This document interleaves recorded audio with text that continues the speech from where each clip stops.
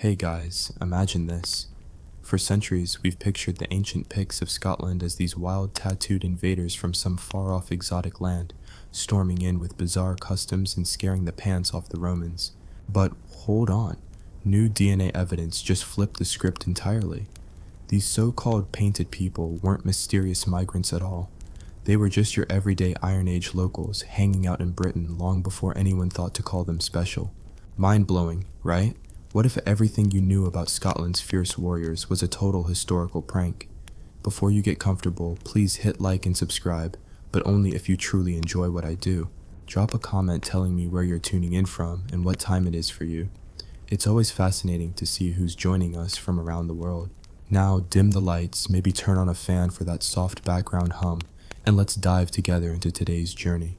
The Picts, Scotland's enigmatic bad boys of antiquity.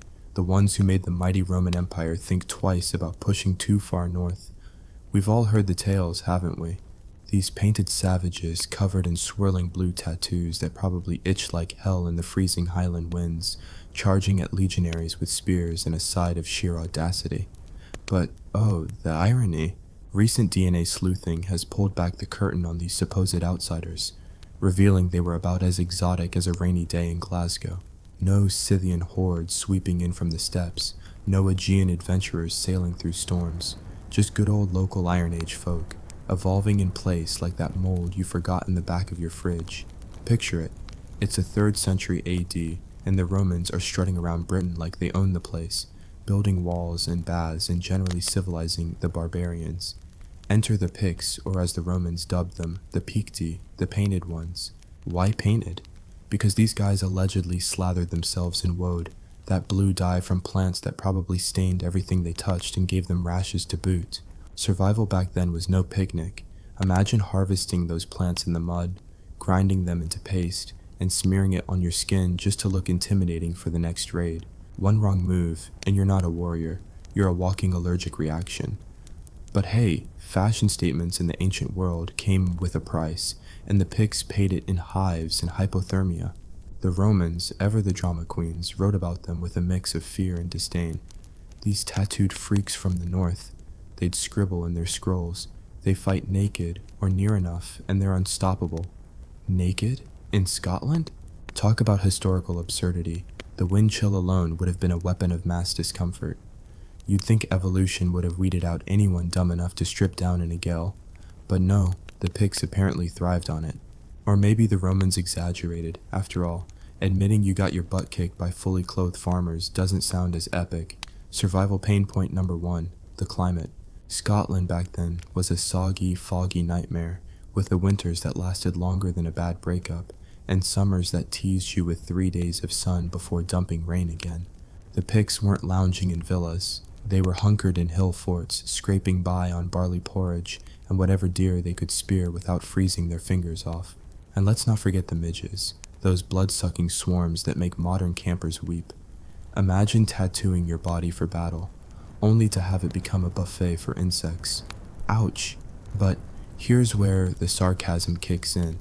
For all their painted prowess, the Picts managed to hold off the Romans where others folded like cheap tents. Hadrian's Wall? That's basically a giant keep-out sign, because the emperors decided conquering the Picts wasn't worth the frostbite. Antonine Wall further north? Abandoned after a few years because, surprise, the locals weren't thrilled about uninvited guests. The Picts raided, they resisted, they made the Romans rethink their whole invincible empire shtick. Yet history painted them as these alien oddballs. Enter the Venerable Bede, that 8th century monk with a flair for folklore. He claimed the Picts hailed from Scythia, modern-day Ukraine or thereabouts, sailing in with their women and begging land from the Irish, only to get redirected to Scotland. And get this, he said they practiced matrilineal descent, tracing lineage through moms because apparently they forgot to bring enough wives or something. Absurd? Absolutely. It's like ancient fan fiction, where Bede's spinning yarns to fill in the blanks. But DNA doesn't lie, or at least it doesn't embellish like a tipsy bard. Fast forward to 2023, and scientists from the University of Aberdeen and beyond dig up some Pictish bones from cemeteries like Lundin Links in Ballantor. They sequence the genomes, fancy talk for reading the genetic blueprint, and bam. No Scythian blood, no Eastern European flair. These Picts are straight up Iron Age Brits, descendants of folks who'd been kicking around Britain since before the Romans even dreamed of togas. Their DNA matches up with ancient populations from Wales, Ireland, and northern England, not some far-flung steppe nomads. The surprise? They weren't invaders, they were the home team, evolving locally while the world changed around them. Think about the irony. All those centuries of myth-making, and it turns out the Picts were just us. Or at least the ancestors of modern Scots, Welsh, and Northern Irish folks. Their genes are still floating around in places like Western Scotland, where people sip whiskey and complain about the weather, unknowingly carrying the DNA of those painted warriors. But wait, there's more absurdity. The matrilineal myth? Busted. The scientists looked at mitochondrial DNA, which passes down from mothers, in 7 skeletons from one cemetery. No shared maternal lines. Zip? Nada. These folks weren't locking into mom-only clans. They were mixing it up, marrying outsiders, probably for alliances or just because the neighbor's daughter had a killer smile. Bede, bless his quill, got it wrong. Maybe he heard a rumor, or maybe he just needed to jazz up his history book. Survival in Pictland wasn't just about battling Romans, it was a daily grind of absurdity. Farming on rocky soil that laughed at your plow, herding sheep that wandered off cliffs, and building those mysterious symbol stones, huge slabs carved with beasts, crescents, and who knows what. Were they boundary markers, religious icons, ancient graffiti saying Kilroy was here? We still don't fully get them, and that's the nightmare of history. Gaps filled with guesswork, while the Picts themselves are long gone, their language lost like a sock in the dryer. But, oh, the pain. Imagine chiseling those stones in the pouring rain, your fingers numb, your back aching, all for posterity that might never decode it. And let's engage you here. What do you think those symbols meant? Drop a comment with your wildest theory, maybe aliens, or perhaps just shopping lists. I'd love to hear from you, especially if you're watching from Scotland at midnight. Does it make the history hit harder? Now, picture a typical Pictish day. Dawn breaks, if you can call that gray haze breaking, and you're up, tending to your thatched hut that's leaking like a sieve. Breakfast? Porridge, again. Your kids are whining, your spouse is sharpening spears because raiders from the south might show up. The Romans? They're building roads and forts, but you're the one dealing with wolves, famine, and the occasional plague. Survival meant ingenuity laced with desperation. Fermenting heather ale because water might kill you faster than alcohol. Weaving wool into cloaks that barely kept out the chill. And those tattoos? Not just for show. Maybe they were rites of passage, scars of belonging, in a world where belonging meant not dying alone. But here's the sarcastic twist. While the Romans lounged in heated baths, the Picts were perfecting the art of guerrilla warfare, popping out of mists to ambush patrols. The Battle of Mons Graupius in 83 AD, Roman general Agricola claims a big win, but did he really conquer the north? Nope. The Picts melted back into the hills, living to fight another day. Absurd, isn't it? An empire that toppled kingdoms, stalled by painted Highlanders who probably smelled like wet dog and determination. Fast forward a bit. By the 5th century, Romans are packing up, leaving Britain to its own devices. The Picts? They're forming kingdoms, uniting under kings like Brede MacMelchon, who sounds like a character from a fantasy novel but was real enough to clash with the Irish and Angles. Survival pain, constant warfare.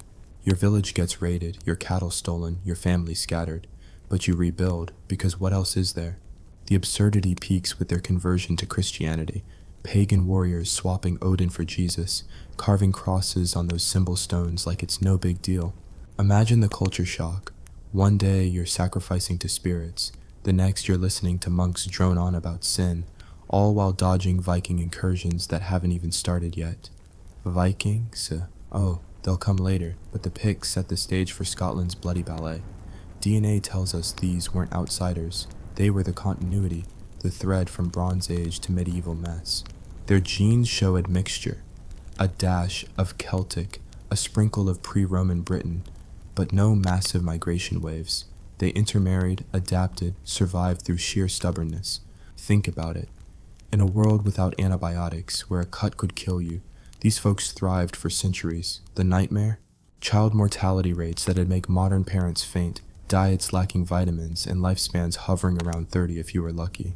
Yet, they left art, those stones, silverwork, fortifications like Berghead, a massive promontory fort with walls that screamed, "Try me." Building that? Hauling timber and stone up cliffs in the wind, blisters on blisters, all for defense against neighbors who wanted your land. Ironic, isn't it? The Picts, painted as primitives, engineered feats that outlasted empires, and their disappearance? Not a vanish act, but a merge. By the 9th century, they're blending with Gaels, becoming the Scots we know. Kenneth MacAlpin, that sly king, unites them in 843, and poof, the Picts fade into legend. But DNA says otherwise. They're in your blood if you're from those parts. Comment below if you've done a DNA test. What surprises popped up? Did you find Pictish roots, or are you secretly Viking? Share, folks. Let's make this a conversation. Diving deeper, let's talk about those cemeteries where the DNA came from. London Links, a sandy site with long cyst graves, bodies laid out like sardines. No fancy goods because, hey, equality in death or just poverty? The skeletons show wear, arthritis from hauling loads, teeth ground down from gritty food, survival's toll etched in bone. One genome from a woman, another from a man, both screaming, local.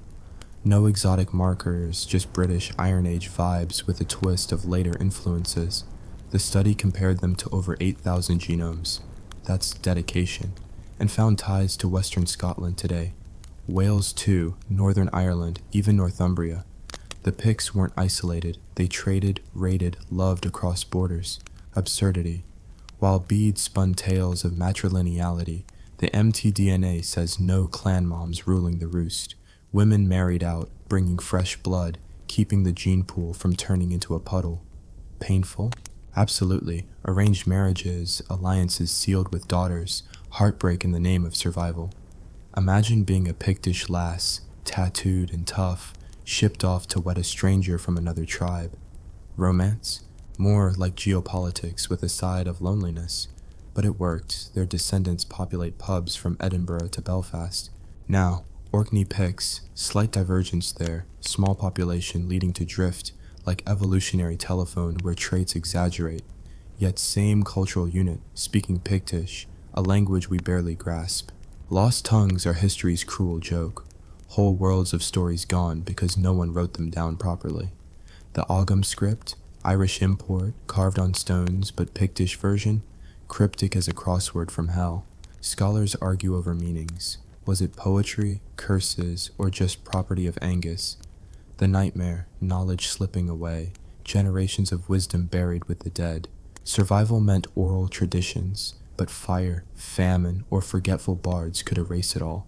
Ironic that we, with our smartphones, romanticize their simplicity while they fought tooth and nail against oblivion. Let's pause for a beat. What if you were a Pict? Would you charge Romans naked or hide in the hills? Comment your choice. I'd love to see if you're a warrior or a wise evader. And if you're tuning in from a cozy bed, appreciate that fan hump. The Picts had no such luxury, just the howl of wind and wolves. Pressing on, the Roman encounters deserve more sarcasm. Julius Agricola, that ambitious governor, marches north in 79 AD, smashing tribes left and right. He claims 30,000 Caledonians, proto-Picts, slaughtered at Mons Graupius, but where's the battlefield? Lost, like so many historical sites, to plows and time. Absurd. Romans boast victories but can't hold the land.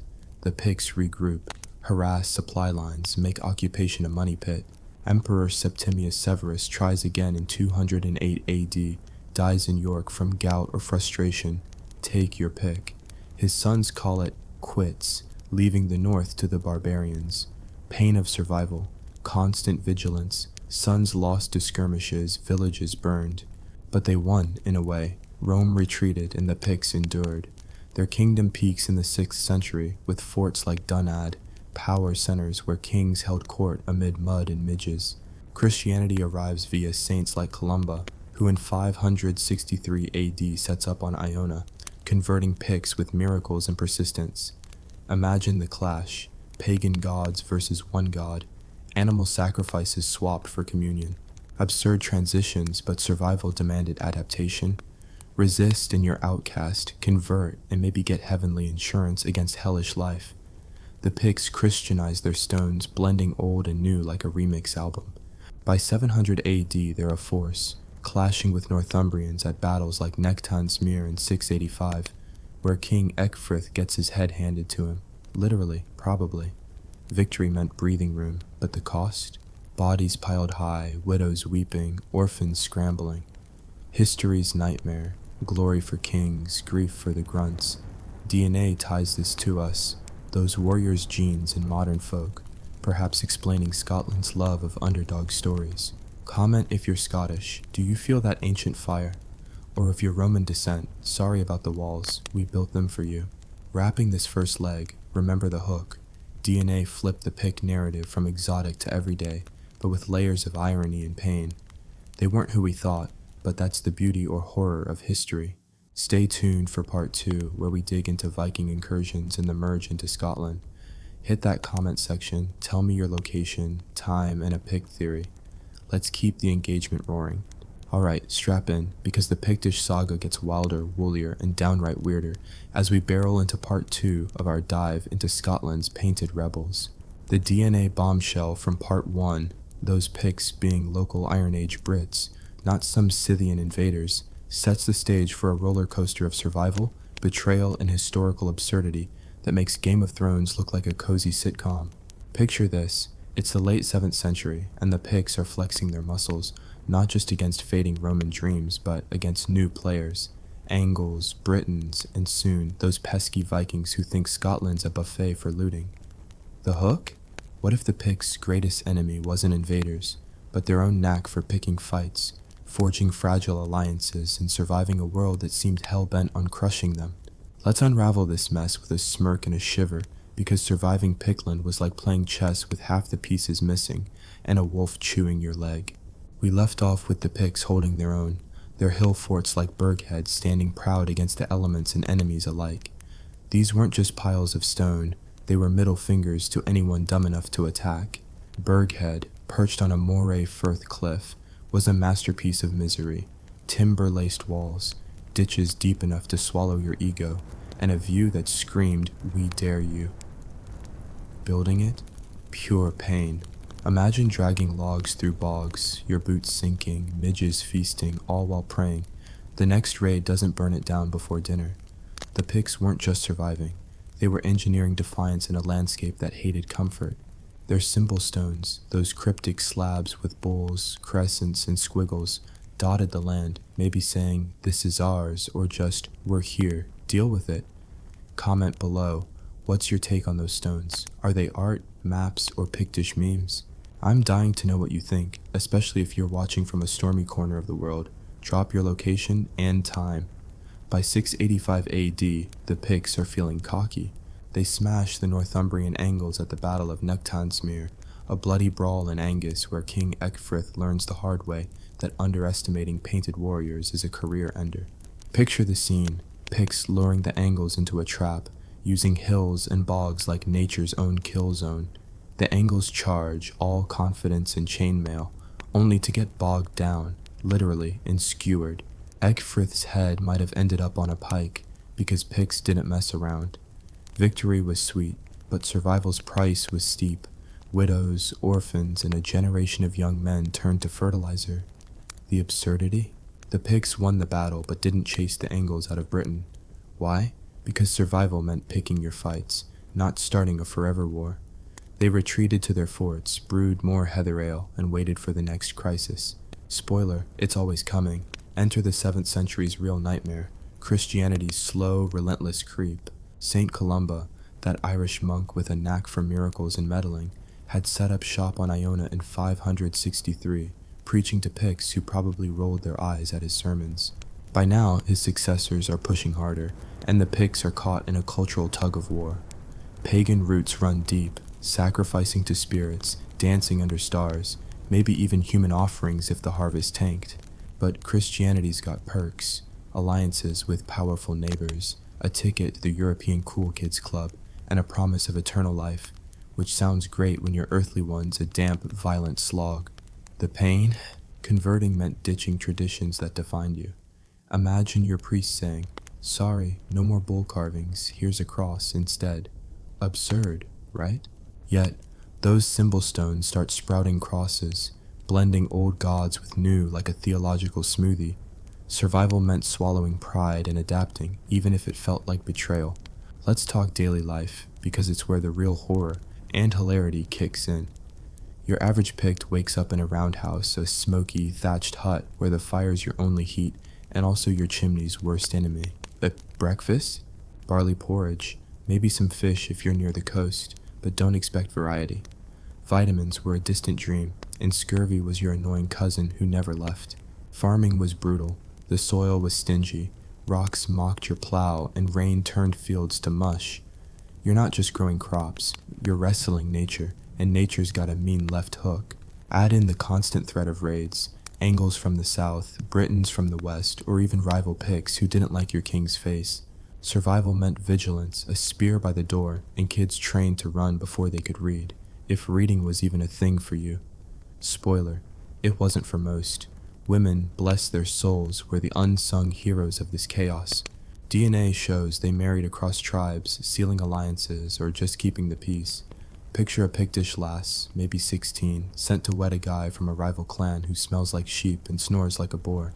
Romance? Try diplomacy with a dowry. She's spinning wool, brewing ale, raising kids who might not see 10, all while dodging raids and praying the harvest doesn't fail. The irony, her genes, passed through mitochondrial DNA, tie modern Scots to those Iron Age roots. She survived, her kids survived, and now her great-grandkids are binge-watching this video. Comment if you've got Scottish blood. Do you feel that ancient grit? And if you're a woman watching, what would you tell that Pictish bride? Drop your wisdom below. Now, let's zoom out for some historical absurdity. The Picts are running multiple kingdoms, Fortriu in the north, maybe Kate in the far north, and others with names we've half-guessed from scraps. Kings like Brede MacBilly, who won at Nectansmere, are juggling power, loyalty, and the ever-present risk of a knife in the back. Politics then was less, vote for me, and more, don't stab me. Alliances were shaky, one bad harvest and your buddies raiding your granary.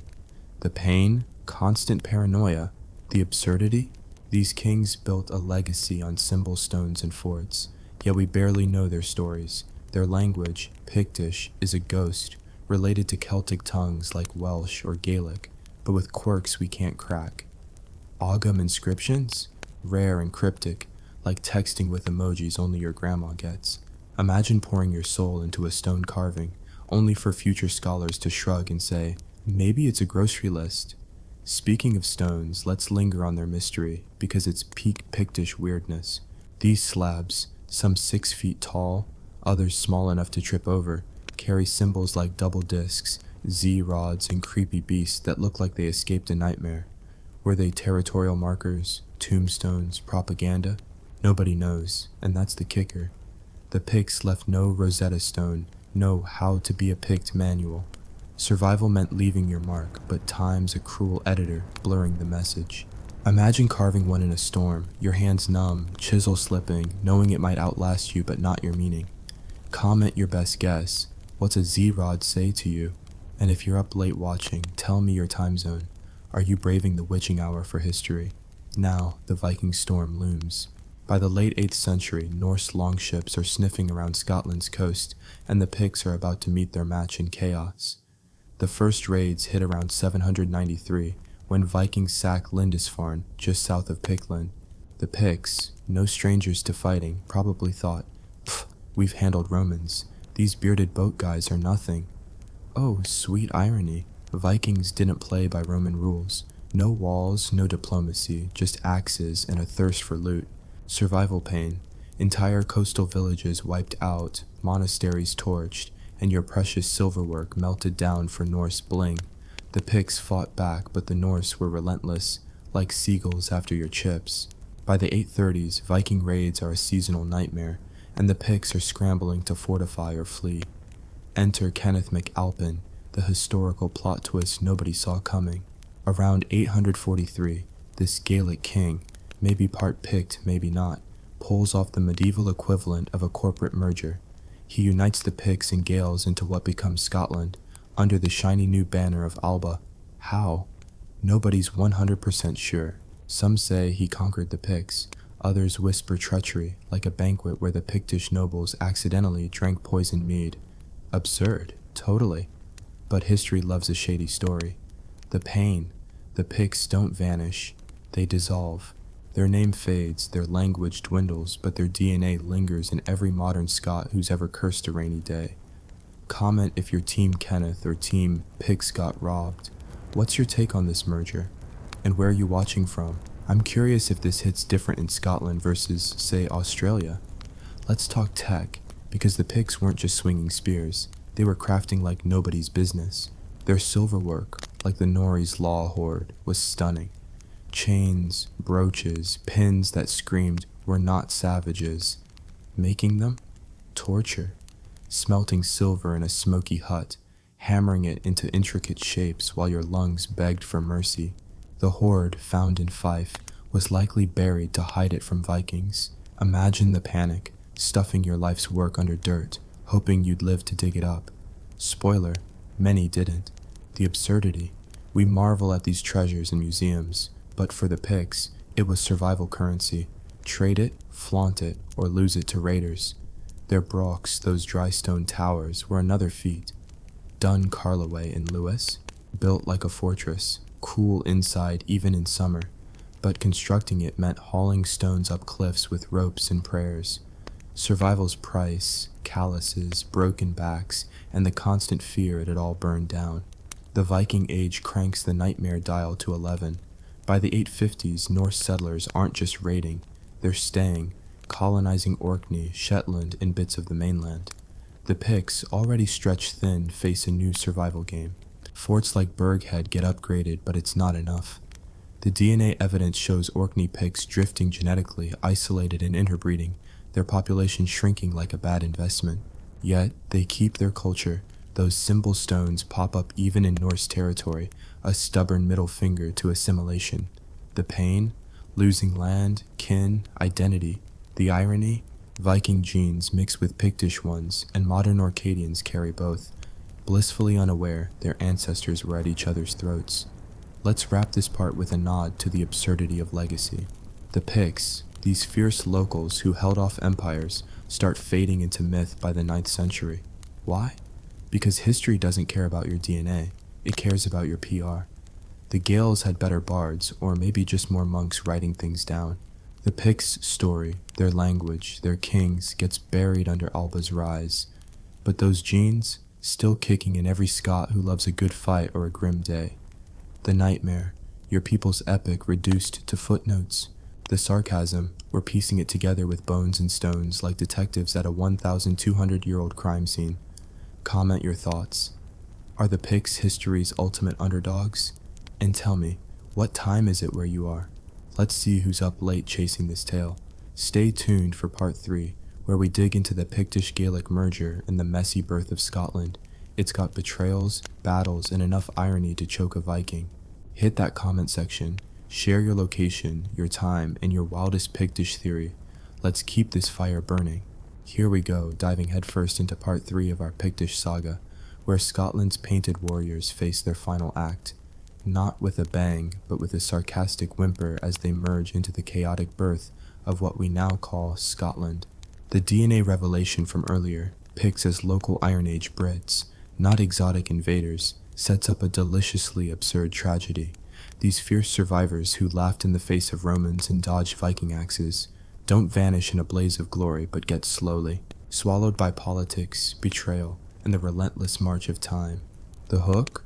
What if the Picts' downfall wasn't a battle but a sneaky power grab, wrapped in mead and ambition that turned their legacy into a historical footnote? Buckle up for a tale of survival's pain, irony's sting, and a world where even the toughest warriors get outmaneuvered by a guy named Kenneth. Let's roll with the grit, the gloom, and a smirk at history's cruel sense of humor. Picture the scene. It's the early 9th century, and the Picts are still kicking, their hill forts bristling with spears, their symbol stones whispering secrets nobody can quite decode. They've fended off Romans, outsmarted Angles, and are now grappling with Vikings who treat Scotland's coast like a smash and grab. But the real threat isn't longships or swords, it's the slow creep of unification, led by a Gaelic king with a knack for rewriting history. Kenneth MacAlpin, the name that echoes through Scottish lore like a plot twist nobody asked for, steps onto the stage around 843 AD. This guy, possibly half Pictish, possibly just a slick opportunist, pulls off the medieval equivalent of a hostile takeover, blending Pictish and Gaelic kingdoms into Alba, the seed of modern Scotland. How did he do it? Nobody's sure, and that's the fun part. Some say he conquered, others whisper of a banquet where Pictish nobles mysteriously dropped dead, probably not from the haggis. Survival pain, trusting the wrong guy at the wrong time. Absurdity. Your entire culture gets rebranded because someone spiked the ale. Let's back up a bit to set the stage. The Picts are running a patchwork of kingdoms. Fortru, probably in Moray or Strathern, is the big player, with others like Athol or Caithness in the mix. Their kings, like Wengus II or Eoganan, are juggling alliances, raids, and the constant threat of Viking longships turning their villages into kindling. Life's a grind. You're farming barley on soil that's more rock than dirt. Your kids are dodging dysentery, and your best brooch is buried under a tree because Norsemen have sticky fingers. The symbol stones, those enigmatic slabs, are still popping up. Some now with Christian crosses, others with warriors or mythical beasts that look like they escaped a fever dream. Were they memorials, propaganda, a Pictish middle finger to invaders? We don't know, and that's the nightmare. Centuries of effort, lost at times lousy memory. Comment below. What's your craziest theory on those stones? Are they ancient billboards or just art for art's sake? And tell me where you're watching from. Bonus points if it's a rainy night somewhere. The Viking threat is no joke by now. By the 830s, Norse raiders aren't just looting. They're settling, turning Orkney and Shetland into Viking Airbnbs. The Picts fight back. Berghead's massive fort gets beefed up, with the walls that laugh at battering rams, but it's like bailing out a sinking ship with a spoon. DNA from Orkney graves shows genetic drift, a sign of isolation and inbreeding. Like the Picts, they were cut off from the mainland's gene pool. Survival meant hunkering down, but the cost was high. Villages burned, families scattered, silver hordes like Nori's Law buried and forgotten. Imagine the panic, shoving your treasures into the dirt, praying you'd live to reclaim them. Spoiler, many didn't. The irony? Those Viking settlers, with their braided beards and bad attitudes, start marrying Pictish women, blending genes. Modern Orcadians carry that mix, blissfully sipping coffee while their DNA tells a tale of axes and alliances. Now, Kenneth MacAlpin enters like a medieval used car salesman, all charm and questionable motives. The story goes that around 839, a Viking raid wipes out key Pictish leaders, leaving a power vacuum. Kenneth, a Gael from Dalriata in the west, sees his chance. Was he invited to rule? Did he stab his way to the top? One juicy legend, the treachery of Scone, claims he invited Pictish nobles to a feast, got them drunk and had them slaughtered, maybe in pits, maybe with daggers, maybe just bad vibes. It's probably exaggerated like most medieval gossip, but it's too good not to savor.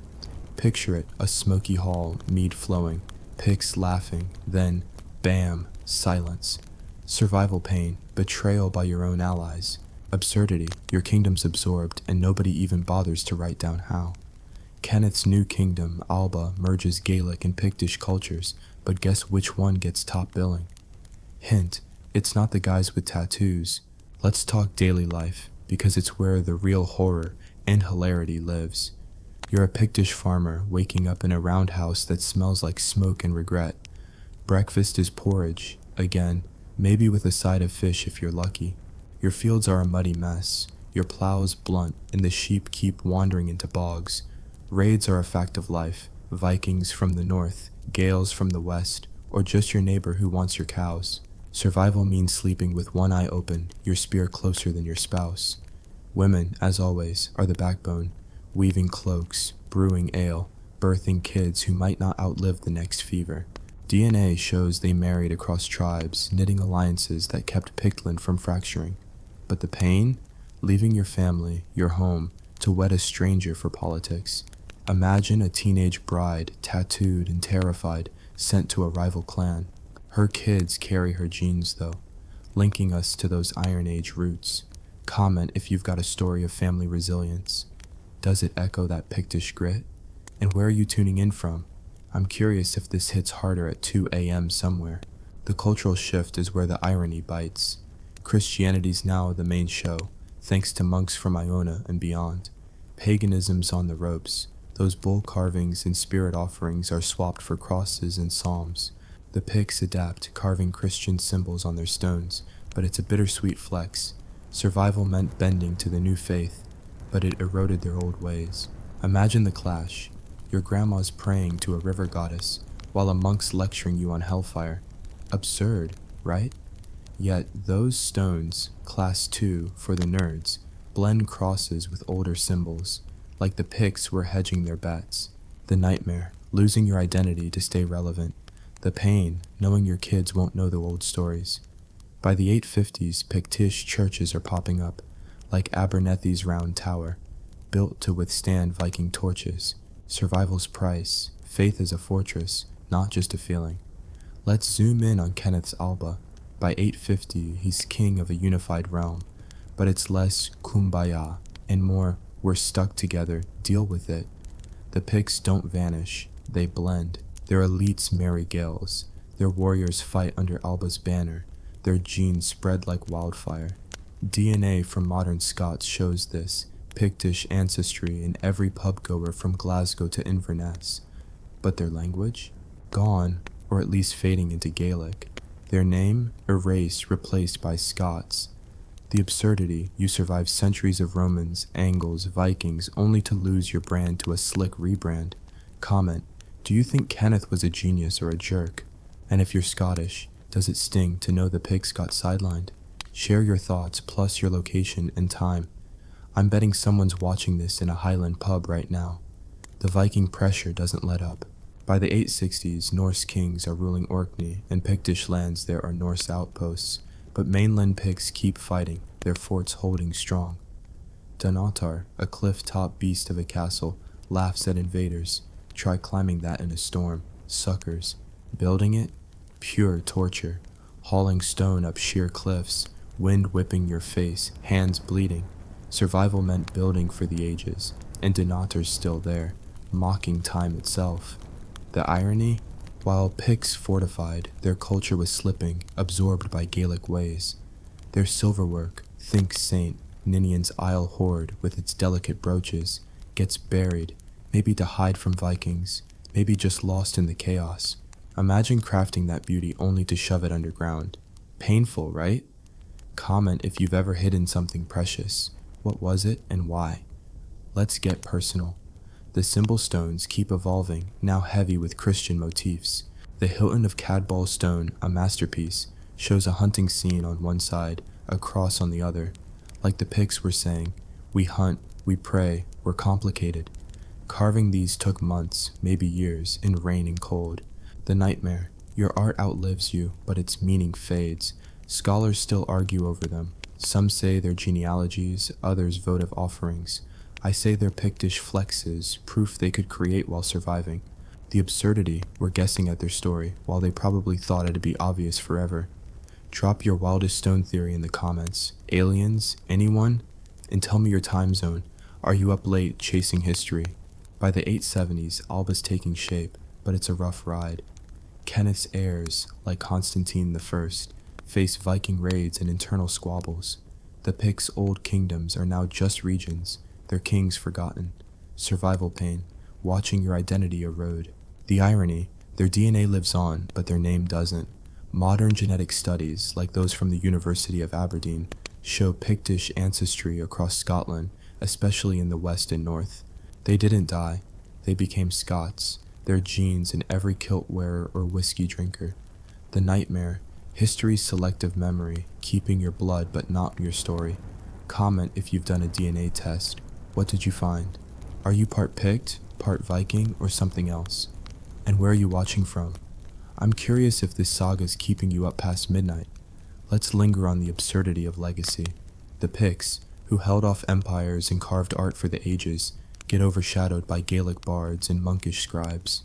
Their language, probably a Celtic cousin, vanishes. No dictionaries, no poems, just fragments in place, names like Pitlochry or Pittenweem. The pain, your words, your voice, gone. The sarcasm, we're piecing their lives from bones and stones like archaeologists playing Clue with half the board missing. Their forts, like Tap O'Noth, massive and mysterious, hint at a people who planned for forever. Built with thousands of stones, vitrified by fire to hold fast, they're engineering marvels. But why vitrify? Defense? Ritual? We don't know, and that's the kicker. History's a tease, giving us clues but no answers. Wrapping part 3, the Picts' story is a masterclass in survival's cost. They fought, loved, created, only to be absorbed into a new nation that barely remembers them. Kenneth's Alba is the future, but it's built on Pictish bones. The hook holds. Their downfall was no epic battle, but a slow fade, outmaneuvered by politics and time. Stay tuned for part 4, where we explore Alba's rise, Viking chaos, and the Picts' lingering echoes in Scotland's soul. Hit the comments, share your location, time, and a Pictish theory. Are they history's ultimate survivors, or did they get played? Let's keep this fire roaring. Here we are, folks, crashing into the final act of our Pictish saga, where Scotland's painted warriors fade into the mist, their legacy stitched into the DNA of a nation that barely remembers their name. The bombshell from earlier, Picts as local Iron Age Brits, not some exotic invaders, leads us to a bittersweet finale.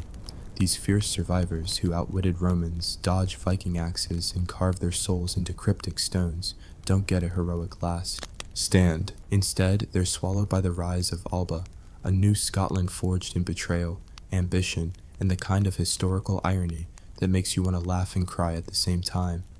The hook? What if the Picts' true legacy isn't in their battles or stones, but in the stubborn blood flowing through every modern Scot who's ever cursed the rain or fought for an underdog? Let's wrap this tale with a smirk at history's cruelty, a nod to survival's pain, and a wink at the absurdity of it all. Grab your metaphorical mead, and let's dive into the messy birth of Scotland. It's the late 9th century, and Alba, the shiny new kingdom under Kenneth MacAlpin and his heirs, is trying to act like it's got everything under control. Spoiler, it doesn't.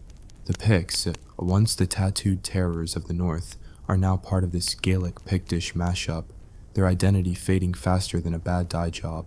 Kenneth's unification in 843, whether by conquest, treachery, or just really good PR, has left the Picts as the junior partner in a marriage nobody asked for. Their kings are gone, their language is slipping, and their symbol stones are turning into relics, half forgotten even by the people carving them. Survival pain, watching your culture get sidelined. Absurdity, you held off empires only to be undone by a guy with a crown and a dream. Comment below, do you think the Picts got a raw deal, or was Alba just a natural next step? And tell me where you're watching from. What time is it there? I'm betting someone's up at 3 a.m. hooked on this history. Let's set the scene. The Vikings are still the worst neighbors ever, turning Scotland's coast into their personal plunder zone. By the 870s, Norse kings rule Orkney, Shetland, and chunks of the mainland, their longships a constant middle finger to anyone hoping for a quiet life. The Picts, or what's left of them, fight back from forts like Dunatar, a cliff-top monster that laughs at invaders. Picture building it. Hauling stones up a wind-whipped crag, your hands raw, your back screaming, all to keep the Norsemen from stealing your sheep and your silver. DNA from Orkney graves shows the Picts there are drifting genetically, isolated like castaways, their gene pool shrinking. Yet, they keep carving stones, blending Christian crosses with old beasts, as if saying, we're still here, even if you're stealing our land. The irony? Those Viking raiders start settling, marrying Pictish women, and their kids carry both bloodlines. Modern Scots in the north, part Pict, part Norse, all stubborn. Comment if you've got Viking or Pictish roots. What's your mix, and how's it feel to carry that history? Alba's kings, like Constantine I, are trying to hold this fragile kingdom together, but it's like herding cats in a storm. Vikings hit from the north, Britons and Angles poke from the south, and internal squabbles keep things spicy. The Picts' old power centers, Fortriu, maybe in Moray or Strathern, are now just regions, their names fading like whispers. Survival meant adapting, and the Picts, or their descendants, are doing just that. Their elites marry Gaels, their warriors fight under Alba's banner, and their genes spread across Scotland. DNA studies, like those from the University of Aberdeen, show Pictish ancestry in modern Scots, especially in the West and Highlands, where folks still complain about the weather like it's personal. The pain. Your name's erased, but your blood's in every kilt wearer raising a dram. The sarcasm. History loves a winner, and the Picts, for all their grit, didn't get the byline. Daily life in this new Alba is a grind wrapped in chaos. You're a farmer, maybe a Pict by blood, but now just Scot, waking in a smoky roundhouse, choking on porridge that's more grit than grain. Your fields are a muddy mess, your plow's a sad stick, and the rain never quits. Raids are still a thing. Vikings don't send RSVPs, and neither do rival clans. Women, as always, are the glue, weaving, brewing, birthing kids who might not see 10. DNA shows they kept the Pictish line alive, marrying across tribes to seal deals or just survive. Imagine a young woman, maybe 17, sent to wed a Gaelic warrior who smells like peat and ambition. Her kids carry her genes, linking us to those Iron Age roots. Survival pain, leaving your home for a stranger's bed. Absurdity, your blood outlasts your name. Comment if you've got a story of family sacrifice. Does it echo these women? And where are you tuning in from? Let me know the time. I'm curious if this saga's keeping you up late. The symbol stones, those Pictish masterpieces, are still around, but they're changing. Class 3 stones for the nerds are full-on Christian, with crosses dominating and old symbols like Z-rods or beasts fading out. The Dublin cross, carved around 800, is a stunner, a towering slab screaming, "We're Christian now, deal with it." Carving it? Torture, chiseling in the rain, your fingers numb, knowing this might be your people's last big statement. The nightmare, your art's a swan song, not a triumph. Scholars guess these stones mark churches or memorials, maybe even royal graves, but the truth? Lost, like so much of Pictish culture. The irony, we gawk at them in museums, while the Picts probably thought they'd be eternal. Drop your wildest stone theory in the comments. Are they prayers, boasts, or just ancient graffiti? And tell me your time zone. Are you chasing history at midnight? Christianity's now the boss, and it's reshaping everything. Monasteries like Port Mahomac, a Pictish hub, are buzzing with monks copying manuscripts and praying for salvation. But Vikings torch it around 800, because of course they do. Rebuilding meant starting over with new churches and new rules. The old pagan ways, sacrifices, spirits, maybe even tattooing, are gone, replaced by sermons and sin. Survival meant embracing the cross, but it cost the Picts their soul. Imagine the clash, your dad's praying to a stag god, while a monk's yelling about Jesus. Absurd, right? Yet, the Picts adapted, blending their art into Christian icons like a band covering someone else's hit. The pain, losing your roots to fit in. Comment if you've ever had to ditch a tradition for progress. What was it, and how'd it feel? Let's talk battles, because Alba's early years are a blood-soaked mess. By the 890s, Constantine II, Kenneth's grandson, is king and he's got his hands full. The Battle of Corbridge in 918 sees Scots and ex-Picts clash with Vikings and Northumbrians, a muddy, brutal draw that proves nobody's winning this mess. Survival pain, sending your sons to die for a kingdom still figuring itself out. The irony, the Picts' old tricks, guerrilla raids using bogs as traps, live on in Alba's playbook, even if the name Pict is fading. Their forts, like Tap o' Noth, with its vitrified walls, still stand, a testament to engineering born of desperation. Building them, hauling stones up hills, burning them to fuse, all while praying Vikings don't show up mid-project. The absurdity, your masterpiece survives, but your story doesn't. The Picts' language, probably a Celtic cousin, is another casualty. By 900, Gaelic's taking over, and Pictish is a ghost, preserved only in place names like Aberdeen, Mouth of the Dee, or Pittenweem, Place of the Cave. The nightmare, your words, your voice erased. The sarcasm, we're guessing at their tongue from scraps like linguists playing Mad Libs. Their silverwork, think the saint, Ninian's Isle hoard, gets buried, maybe to hide from Vikings, maybe just lost in the chaos. Imagine crafting a brooch so intricate it takes months only to shove it underground. Painful, right? Comment if you've ever lost something you poured your heart into. What was it, and where are you watching from? I'm betting someone's in a cozy cafe, sipping tea while we mourn the Picts. By the 900s, Alba's starting to look like Scotland, but it's a rough draft. Kings like Constantine II are fighting to expand, clashing with Vikings in the north and Anglo-Saxons in the south. The Picts' old kingdoms are just memories, their elites now Gaelic-speaking lords. DNA tells the real story, Pictish ancestry in every modern Scot, from Glasgow's pubs to Orkney's farms. The irony, they didn't vanish, they became us. The pain, their name, their language, their stones. Half forgotten.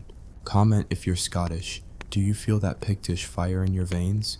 Or if you're elsewhere, what's your connection to this saga? Drop your location and time.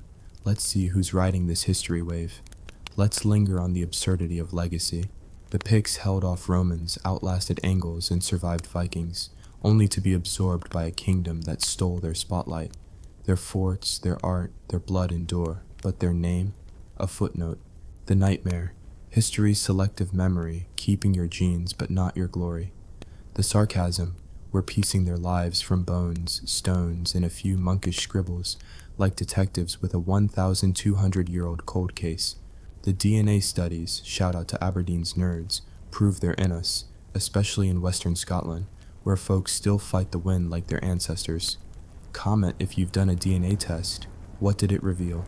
Are you part Pict, part Viking, or something wilder? Wrapping this saga, the Picts' story is a masterclass in survival's cost. They fought, loved, created, only to fade into Alba's shadow. The hook holds. Their legacy isn't in epic battles, but in the stubborn blood of every Scot who's ever defied the odds. Their stones stand, their genes linger, but their voice? Lost to time's cruel edit. Thanks for riding this journey. Hit the comments with your location, time, and a Pictish theory. Are they history's ultimate underdogs, or just pawns in Alba's game? Let's keep the fire burning, and maybe raise a glass to the painted ones who started it all.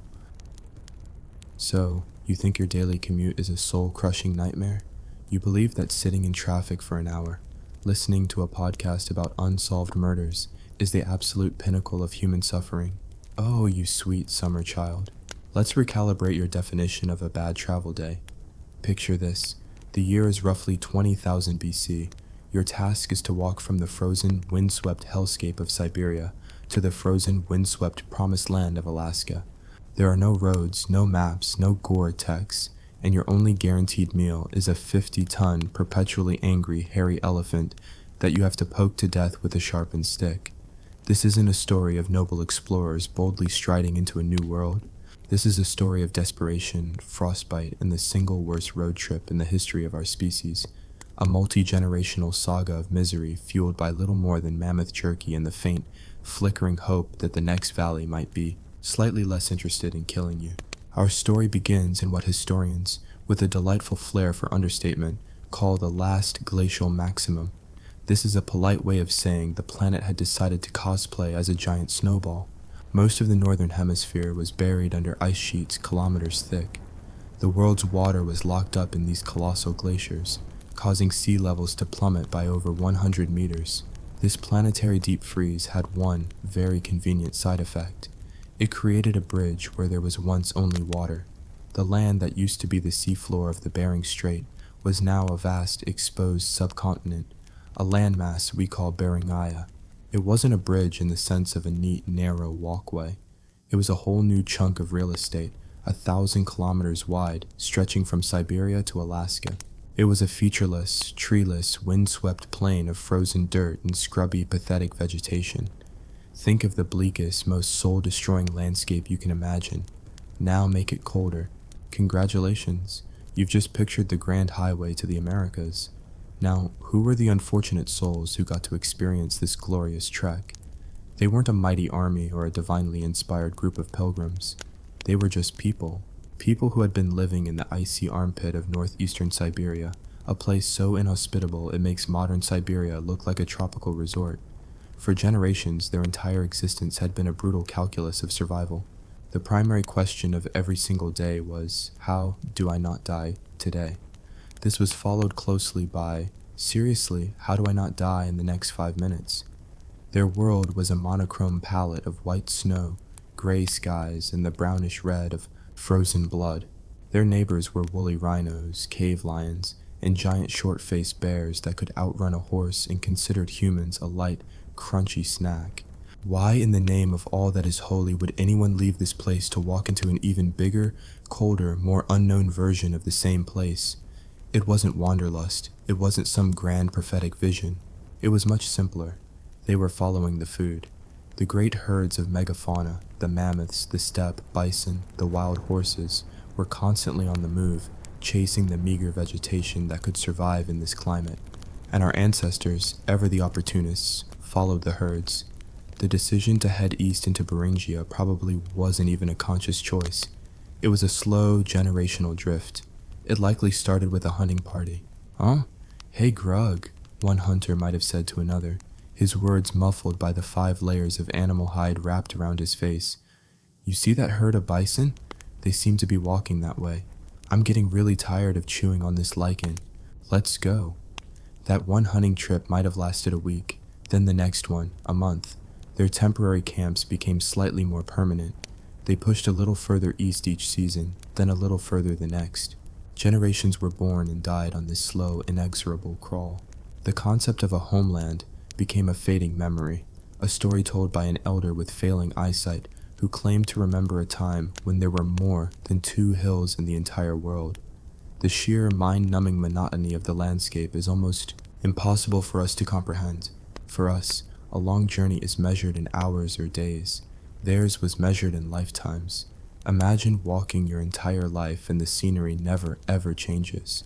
It's just an endless expanse of frozen ground and a sky that's a different shade of oppressive gray each day. The only landmarks were the frozen carcasses of animals that hadn't been lucky enough to keep moving. Let's talk about the daily grind, the sheer, unglamorous reality of Stone Age survival in Earth's freezer section. Your alarm clock is the gnawing emptiness in your stomach and the searing pain of the wind finding that one tiny gap in your clothing. Breakfast is yesterday's leftovers, a strip of mammoth meat that you've been thawing in your armpit for the last 3 hours. It's tough, stringy, and tastes vaguely of desperation. Your clothes are a masterpiece of suffering-driven innovation, stitched together from animal hides with needles carved from bone and thread made of sinew. They are heavy, they smell like a zoo that's been set on fire, and they are never ever truly warm. But they're the only thing between you and a death by flash freezing. The main event of any day was the hunt. And let's be clear, hunting a woolly mammoth was not the heroic spectacle we see in cave paintings. Those paintings were the propaganda of the Stone Age. The reality was a clumsy, terrifying, and often pathetic affair. It involved a group of shivering, underfed men trying to corner a 12-ton beast with the temperament of a bulldozer and tusks that could skewer a small mountain. Their primary weapon was a spear, essentially a pointy stick. The strategy was simple. Get as close as you can to the hairy mountain of meat and rage. Try to poke it in a vulnerable spot without getting trampled, disemboweled, or thrown into the next ice age, and then hope it bleeds to death before it manages to kill your entire hunting party. It was less of a hunt and more of a life or death negotiation with a very, very angry landlord. And if you succeeded, congratulations. Your prize is the Herculean task of butchering a creature the size of a single-story house in sub-zero temperatures before every other predator for 100 miles smells the blood and comes to claim their share. You have to work fast, your hands numb, your bone knife slipping on the frozen fat. Every calorie you gain is won at the cost of thousands of calories burned in the effort. It is the most brutal, inefficient, and terrifying grocery run in human history. What's the most dangerous thing that's ever happened to you in a supermarket?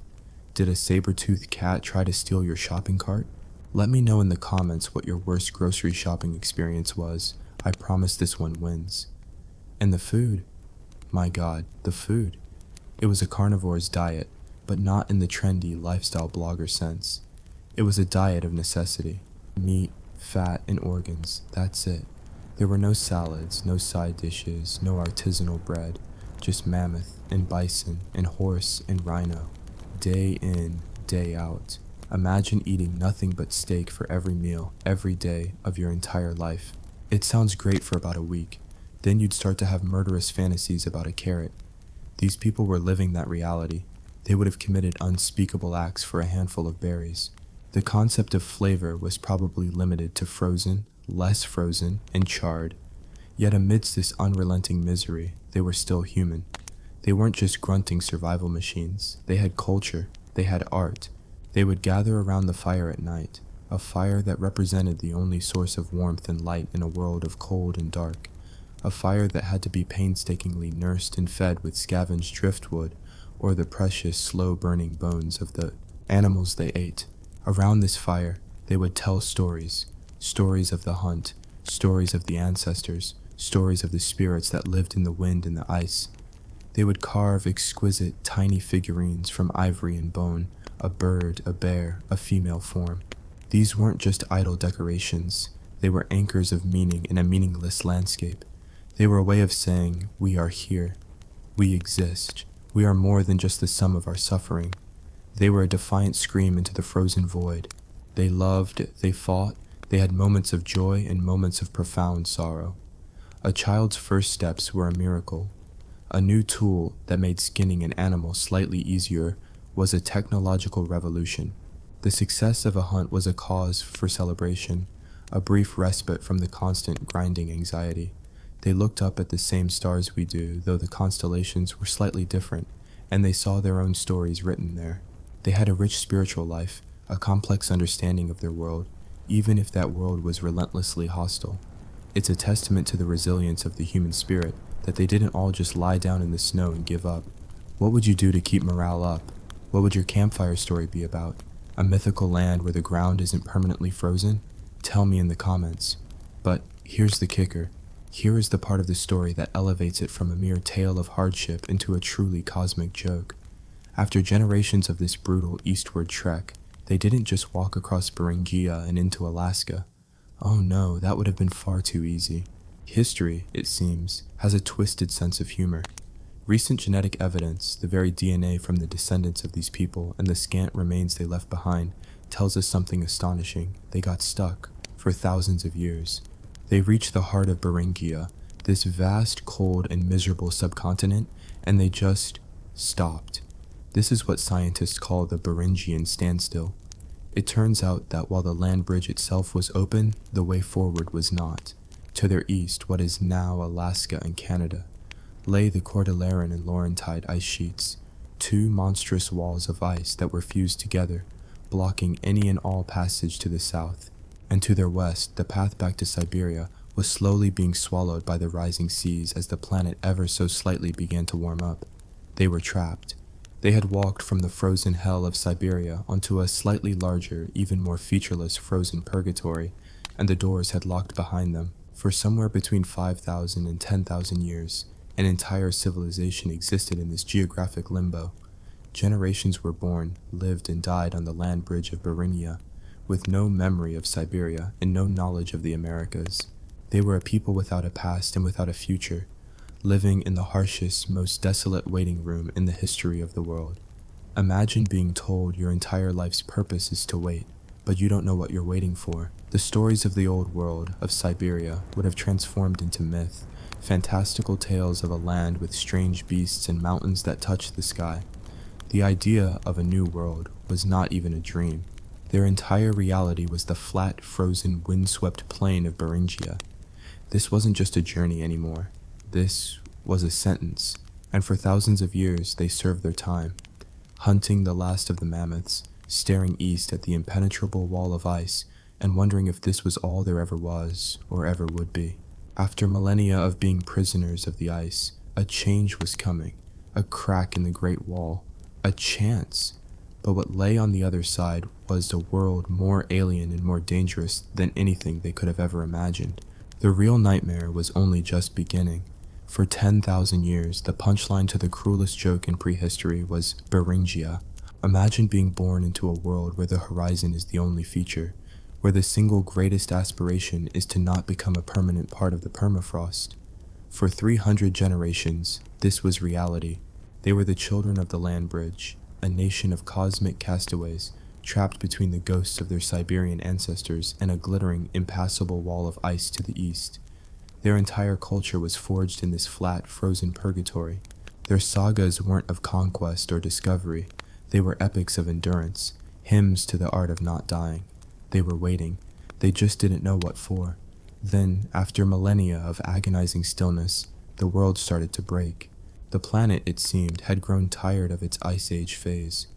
The great orbital cycles that govern Earth's climate shifted, and the thermostat was nudged ever so slightly upwards.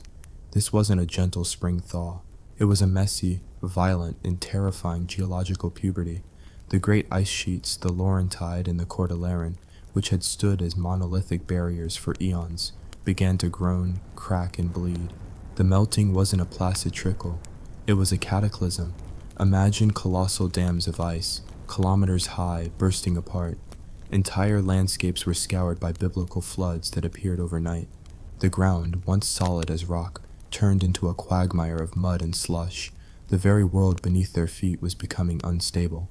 The waiting was over. The exit doors were finally, violently creaking open. Two potential paths to a new world presented themselves, and both were absolutely awful. The first option was the one that for decades archaeologists thought was the only way, the so-called ice-free corridor. The name itself is a masterpiece of academic understatement. It sounds like a pleasant scenic walkway, a little nature trail opening up between the two great melting ice sheets. The reality was a 1,500-kilometer-long corridor of sheer, unadulterated misery. It was a narrow, barren channel running from the Yukon down through modern-day Alberta. It wasn't a lush valley, it was a freshly scoured, apocalyptic wasteland. The ground was a sterile mix of gravel and mud. On either side, unstable walls of rotting ice loomed, periodically collapsing in thunderous avalanches.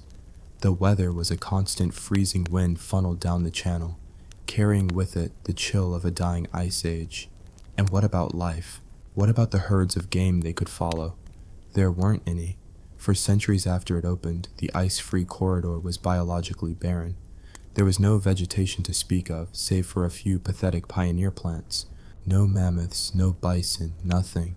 It was a nutrient-poor, soul-crushing gutter. To walk this corridor would have been an act of pure, blind faith. It meant leaving the familiar hunting grounds of Beringia to march for months, possibly years, through a landscape with no food, no shelter, and no guarantee of anything but death on the other side. It was a tunnel at the end of the light. It was choosing to walk through hell on the off chance that something other than a slightly different version of hell was at the end.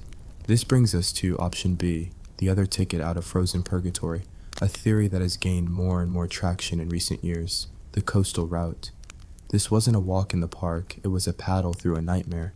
The idea is that instead of waiting for the inland corridor to become marginally less lethal, some groups decided to bypass the ice altogether by following the Pacific coastline. This wasn't a gentle cruise down the Riviera. The coastline of the late Pleistocene was a chaotic, violent place. Sea levels were rising rapidly, drowning landscapes on a yearly basis. Glaciers, still spilling out from the mountains, calved directly into the sea, creating tsunamis and filling the water with flotillas of icebergs.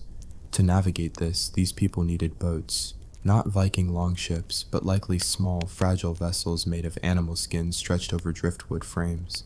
They would have hugged the coast, island hopping, paddling from one rocky outcrop to the next, constantly at the mercy of the waves and the weather. The psychological shift would have been immense. For generations, their world was defined by the endless plain. Now, their existence was tied to the terrifying dynamic power of the ocean. The payoff for this incredible risk? A new menu. The diet of the coastal migrants would have been radically different. Less mammoth steak, more seafood. They would have subsisted on shellfish pried from the rocks, seals and sea lions hunted in the cold water, and perhaps even seaweed and birds. They became masters of the intertidal zone, their lives governed by the rise and fall of the tides. What's the weirdest thing you've ever eaten out of sheer desperation or curiosity? Was it a slimy prehistoric limpet you scraped off a rock while dodging icebergs? Let me know in the comments below. I'm genuinely curious if anyone can top that. Whether they came through the corridor of death or paddled down the coast of chaos, they made it. The first humans set foot in the Americas south of the great ice sheets, and what they found was a world so profoundly alien, so vastly different from the Beringian plains, it may as well have been another planet. For the first time in 10,000 years, they saw a dense forest. They saw trees taller than their entire line of sight. They saw rivers that flowed with liquid water all year round. The sensory overload must have been debilitating, the sheer, vibrant green of it all. The cacophony of new sounds, insects, birds they had no names for, the rustle of unseen things in the undergrowth. They had walked out of a silent white, two-dimensional world and into a roaring, colorful, three-dimensional one. It would have been beautiful, but mostly it would have been terrifying. In Beringia, you could see your killer coming from 5 miles away. Here, death could be hiding behind any tree. And, oh, the killers. Welcome to the Americas, a continent that had spent the last few million years perfecting the art of the predator. The animals here were bigger, meaner, and had absolutely no fear of the strange, two-legged apes that had just wandered into their territory. Siberia had mammoths and cave lions. It was a tough neighborhood. The Americas were a death world. They had the Colombian mammoth, even larger than its woolly cousin. They had dire wolves, packs of bone-crushing canids that made the gray wolves of the north look like puppies. They had the American lion, a beast 25% larger than the modern African lion. And then there was the real star of the show, the apex nightmare of the Pleistocene, Arctodus simus, the giant short-faced bear. Let's take a moment to appreciate this monster. A short-faced bear, standing on its hind legs, could look into a second-story window. It was taller, heavier, and faster than a modern grizzly. Its legs were long and slender, built for running down prey over open ground. It could run at 40 miles per hour. It had a short, broad snout that gave it a bone-crushing bite, and its primary food source was meat. It wasn't an opportunistic omnivore like modern bears. It was a hypercarnivore. It was a bear that thought, acted, and hunted like a giant cat. Now, imagine you are a human, 5.5 feet tall, armed with a stick you sharpened with a rock. You walk around a corner and come face to face with this creature. It has never seen a human before. It does not register you as a threat. It registers you as a new, interesting, and easily opened can of protein. This was the welcome wagon to the New World. The story of the peopling of the Americas is not a story of heroic pioneers conquering a virgin wilderness. It's a story of a refugee crisis. It's the story of small, terrified bands of people fleeing the trauma of the ice, stumbling into a predator's paradise. They spread with breathtaking speed, not out of a desire for exploration, but likely out of a desperate need to find a place where they weren't at the absolute bottom of the food chain. They followed the river valleys, they hugged the coastlines, they moved fast, they traveled light, and they looked over their shoulders at all times. Their entire toolkit, their entire knowledge base was adapted for a treeless, frozen plain. Now, they had to learn how to survive in forests, in deserts, in mountains, in jungles. They had to learn what plants were poison, what snakes were venomous, and which shadows held a saber-toothed cat waiting to pounce. They were ghosts in a new land, haunted by the memory of the ice and hunted by the native inhabitants. Every step was a gamble. Every new valley was a potential trap. They brought with them their culture, their stories, and their incredible resilience, but they also brought their spears. And this is where the story takes another turn. Because these shivering, terrified refugees, these hunted newcomers, were about to unleash a change upon this continent so profound that it would be visible in the geological record forever. They were no longer just the prey. They were learning, adapting, and innovating. They were about to go from being the hunted to being the most efficient and deadly hunters this new world had ever seen. The nightmare of survival was about to transform into the bloody business of conquest. So our terrified, frostbitten refugees have made it past the velvet rope of the ice sheets and into the exclusive nightclub that is Pleistocene America. The cover charge was generational trauma and a 50% chance of being eaten, but they're in. The club is dark, the music is the thunderous roar of things you can't see, and every other patron is a 7-ton carnivore that wants to start a fight. For a while, the story is one of cowering in the VIP section, which in this case means a small cave or a hastily assembled pile of sticks, hoping the bouncers, a pack of dire wolves and a short-faced bear with a cocaine habit, don't notice you. They are the ultimate underdogs, the nerds who accidentally crashed a biker gang convention. But here's the thing about underdogs. Sometimes they learn how to bite back, and in this case, they didn't just learn to bite, they invented the prehistoric equivalent of a nuclear bomb. This revolution didn't come in the form of fire or the wheel. It came in the form of a rock. A very specific, very beautiful, very, very deadly rock. We call it the Clovis point, and if you think a piece of sharpened flint isn't a big deal, then you have fundamentally misunderstood the brutal physics of Stone Age murder. Before Clovis, their spears were, to be blunt, glorified pointy sticks. They worked sort of, if you were lucky, and the mammoth you were poking was already having a very bad day. The Clovis point was different. It was a masterpiece of lethal design, the iPhone of Paleolithic weaponry. It was long, slender, and leaf-shaped, crafted from high-quality stone like chert or obsidian. But its genius lay in a single feature, the flute. A channel, or flute, was painstakingly chipped out from the base on both sides. This wasn't for decoration.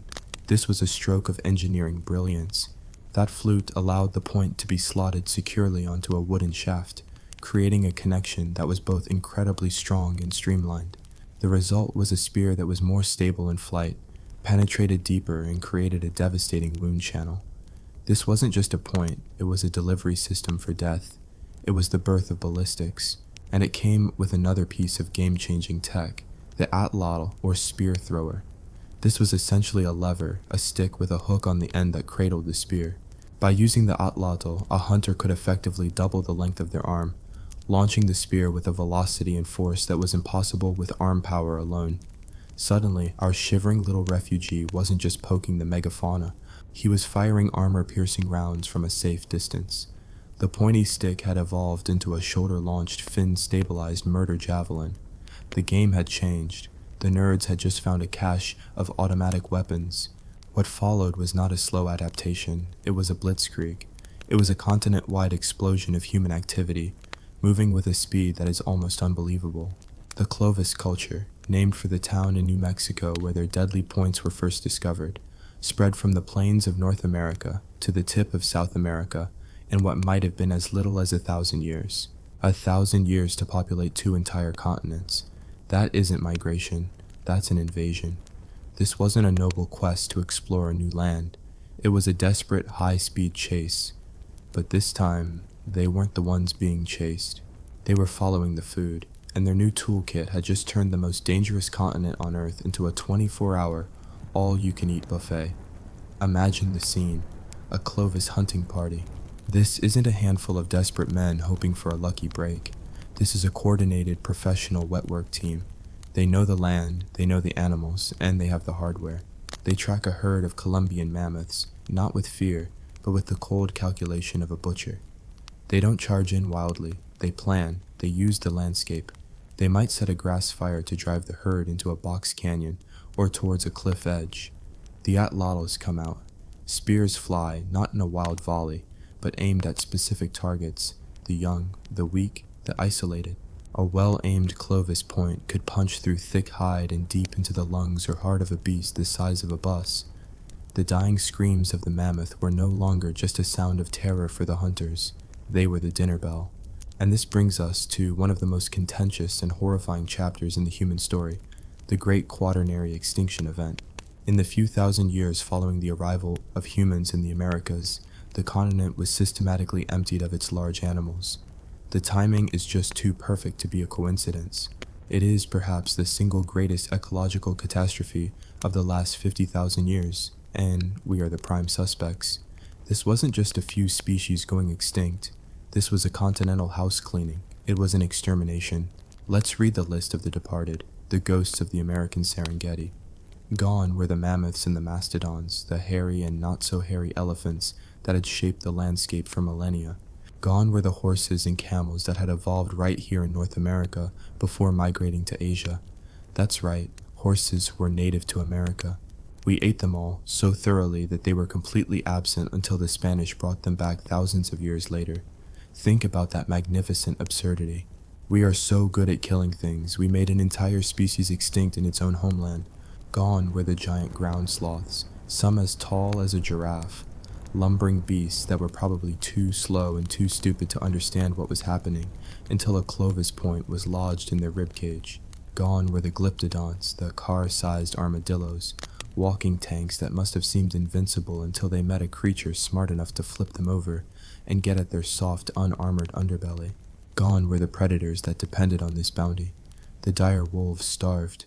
The saber-toothed cats, the iconic Smilodon with its terrifying fangs, found its prey disappearing. Even its famous teeth were a liability. They were perfect for shearing flesh, but brittle and prone to breaking if they hit bone, a common occurrence when your prey is thrashing in its death throes. And the king, the giant short-faced bear, the running nightmare of the plains, it vanished too. Its hyper-carnivorous diet, once its greatest strength, became its fatal flaw. When the giant herbivores went, the giant predator had nothing left to eat. So, what do you think? Are you convinced? Are we guilty? Was it a prehistoric crime of passion, a continent-wide slaughter fueled by hunger and fear? Or was it the climate, a world warming too fast for these Ice Age giants to handle?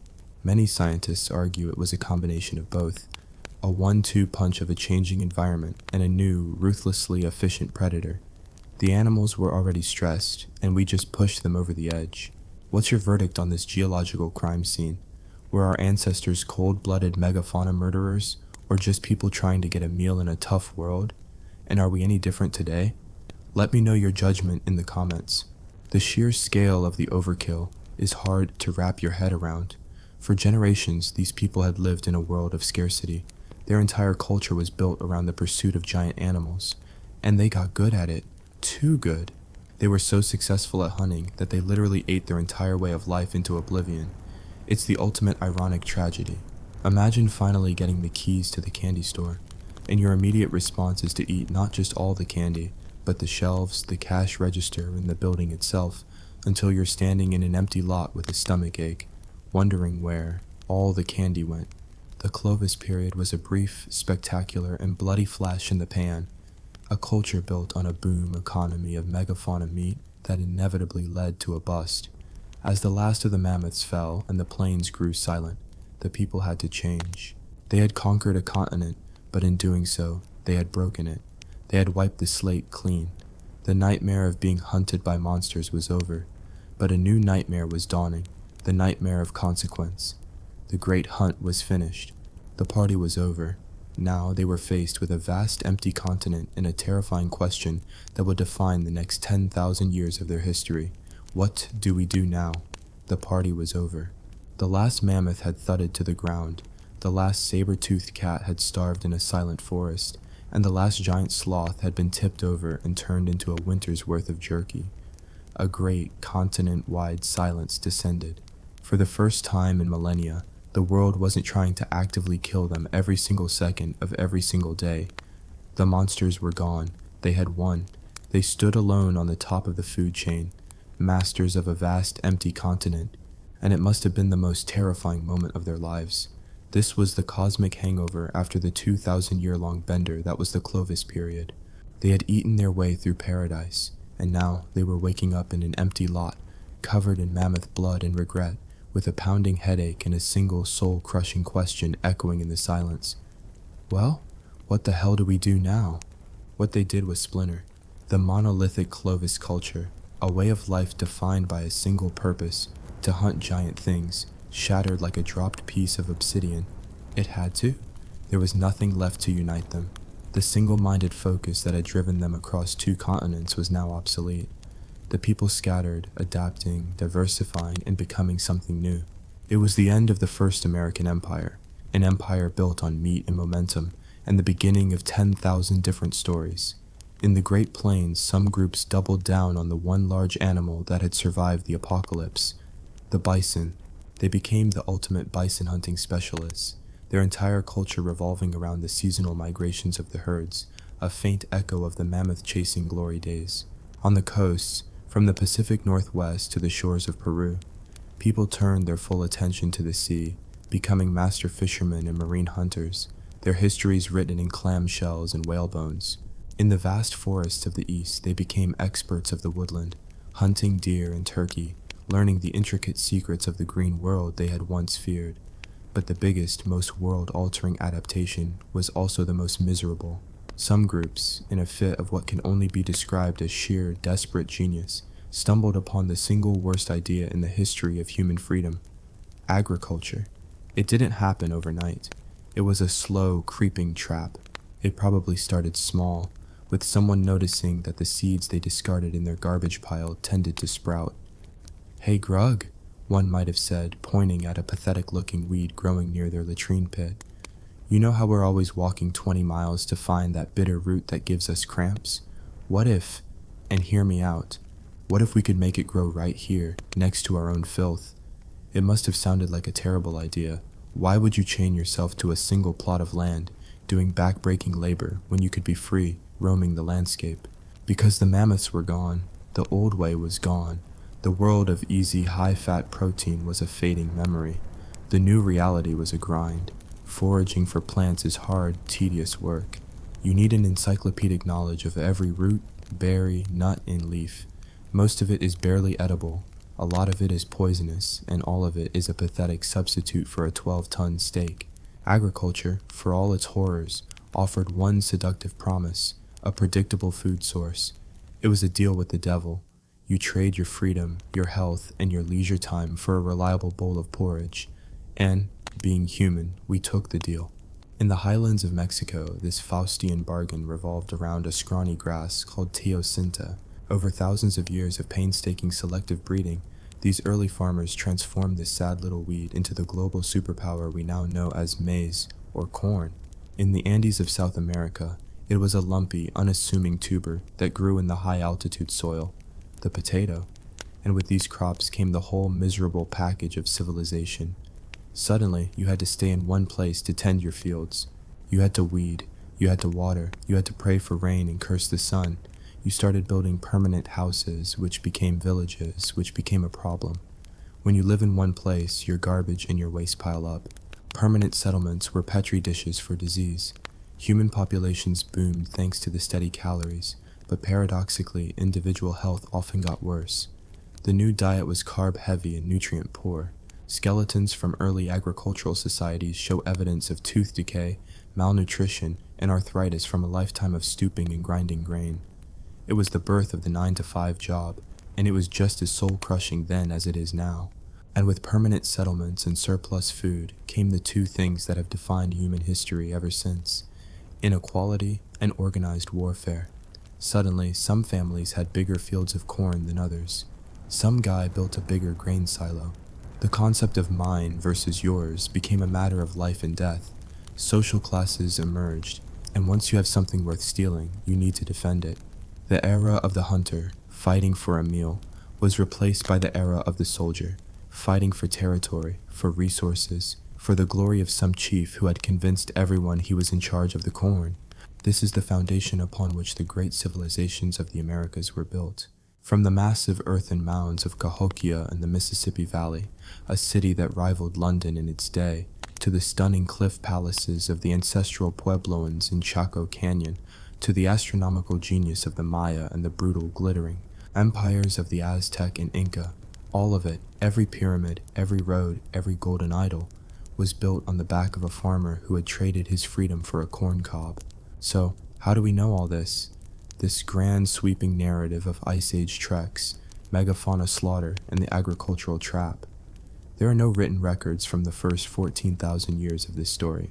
The real proof, the smoking gun that connects the dots of this entire epic, is not carved in stone. It's encoded in the blood of the living. The title of this whole story wasn't just clickbait. The final irrefutable proof comes from ancient DNA. Scientists can now extract and analyze the genetic code from human remains that are tens of thousands of years old, and what they've found is the ultimate historical snitch. By comparing the DNA of ancient Siberians, the remains found in Beringia and Alaska, and modern and ancient Native American populations across two continents, they have pieced together the family tree of half the planet. It works like this. Your mitochondrial DNA, mtDNA, is passed down almost unchanged from mother to child. Your Y chromosome is passed down from father to son. They are like genetic surnames, creating a breadcrumb trail back through time, and the trail is clear. The vast majority of all Native American peoples from the Arctic to the tip of Tierra del Fuego belong to one of 5 major mtDNA haplogroups, genetic clans named with a distinct lack of poetry, A, B, C, D, and X. And where do the closest relatives of these haplogroups live? You guessed it, northeastern Siberia. The DNA proves the origin story, but it also proves the weird parts. The genetic diversity within Native American populations shows a fascinating pattern.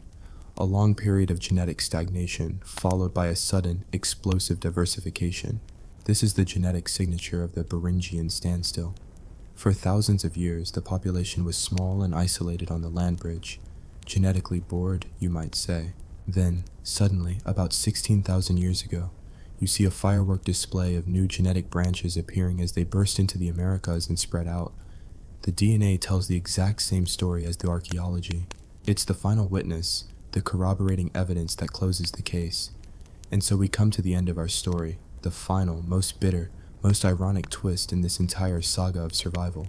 After 15,000 years of relentless struggle, after surviving the worst climate in the planet's history, after crossing a lost continent, after being trapped for 100 centuries in a frozen wasteland, after colonizing a new world filled with monsters, after driving those monsters to extinction and breaking the ecosystem, after inventing civilization from scratch and building empires that stretched from sea to shining sea, after all of that, a new set of boats appeared on the horizon, and another group of desperate, land-hungry, religiously motivated people from the old world washed ashore, bringing with them new diseases, new weapons, and a terrifyingly familiar sense of manifest destiny. The whole nightmare started all over again. History, it seems, doesn't repeat itself, but it certainly does rhyme. The story of the peopling of the Americas isn't just a story about the past. It's a story about us. A story of migration, of survival, of conquest and consequence. A brutal, beautiful, and deeply ironic epic that is written not just in the dust of the plains, but in the very DNA of millions of people today. What do you think is the single greatest story of survival in human history? After hearing all this, I'm pretty sure I have my answer. Let me know yours in the comments. Imagine your great-great-great-grandma swiping right across an ice age and accidentally bringing home a portly, fur-coated uncle with cheekbones that could double as a hunting knife. Welcome to the part of your ancestry that still argues on forms. They came first as a rumor. Later, archaeology turned it into a polite footnote with an awkward diagram.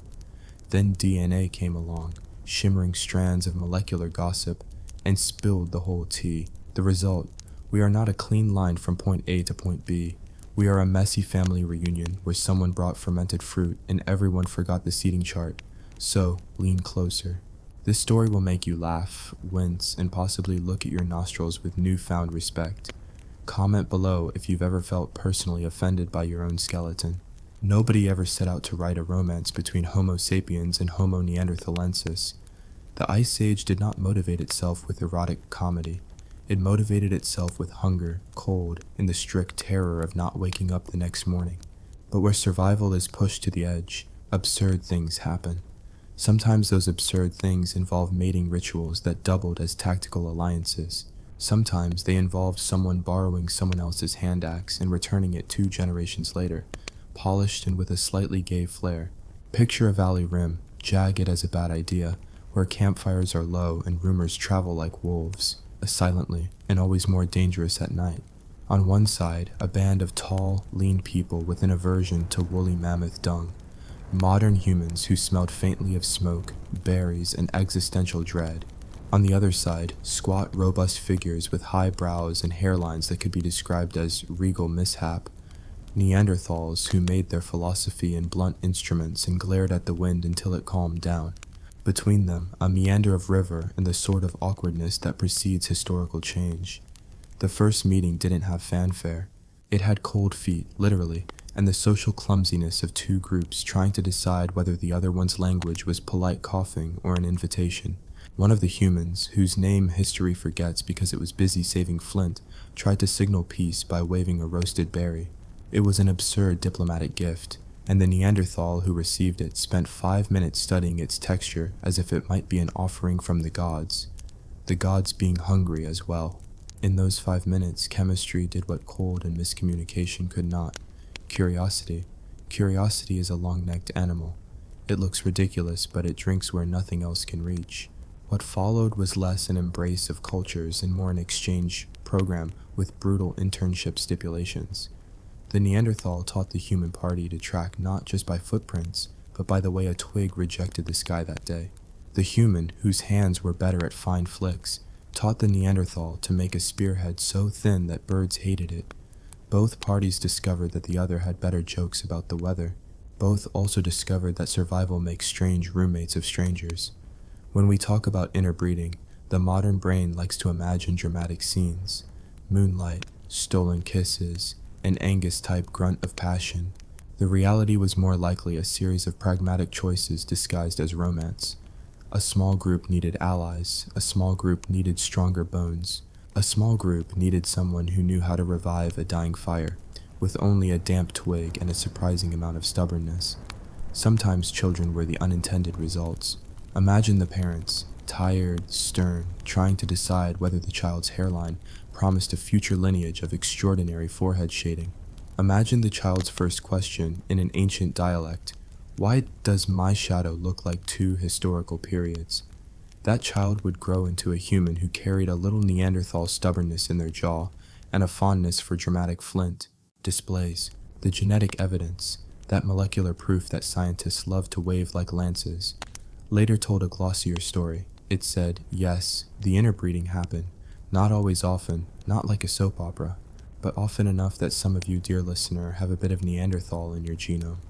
Before you panic, it is not contagious, it is not a tattoo. It is a small package of traits like a surprise bonus track on an old cassette. Some of those traits are useful. Better cold tolerance, a gearbox of immune responses that can be both hero and hilariously overdramatic. Some are dull, slightly different cheekbones that look good in candlelight but cause midwinter selfies to suffer. History rarely lets itself be poetic. It prefers blunt instruments. So the clean narrative of us versus them got messy. Not because history forgot its manners, but because life refused to listen to its edicts. Interbreeding became a practical solution to practical problems. Bands that shared children were less likely to fight like cats and more likely to share warmth, meat, and the one good story of the year. When resources were lean, alliances were everything. Offspring were the durable contracts that didn't require nails or witnesses. There was pain. There is always pain.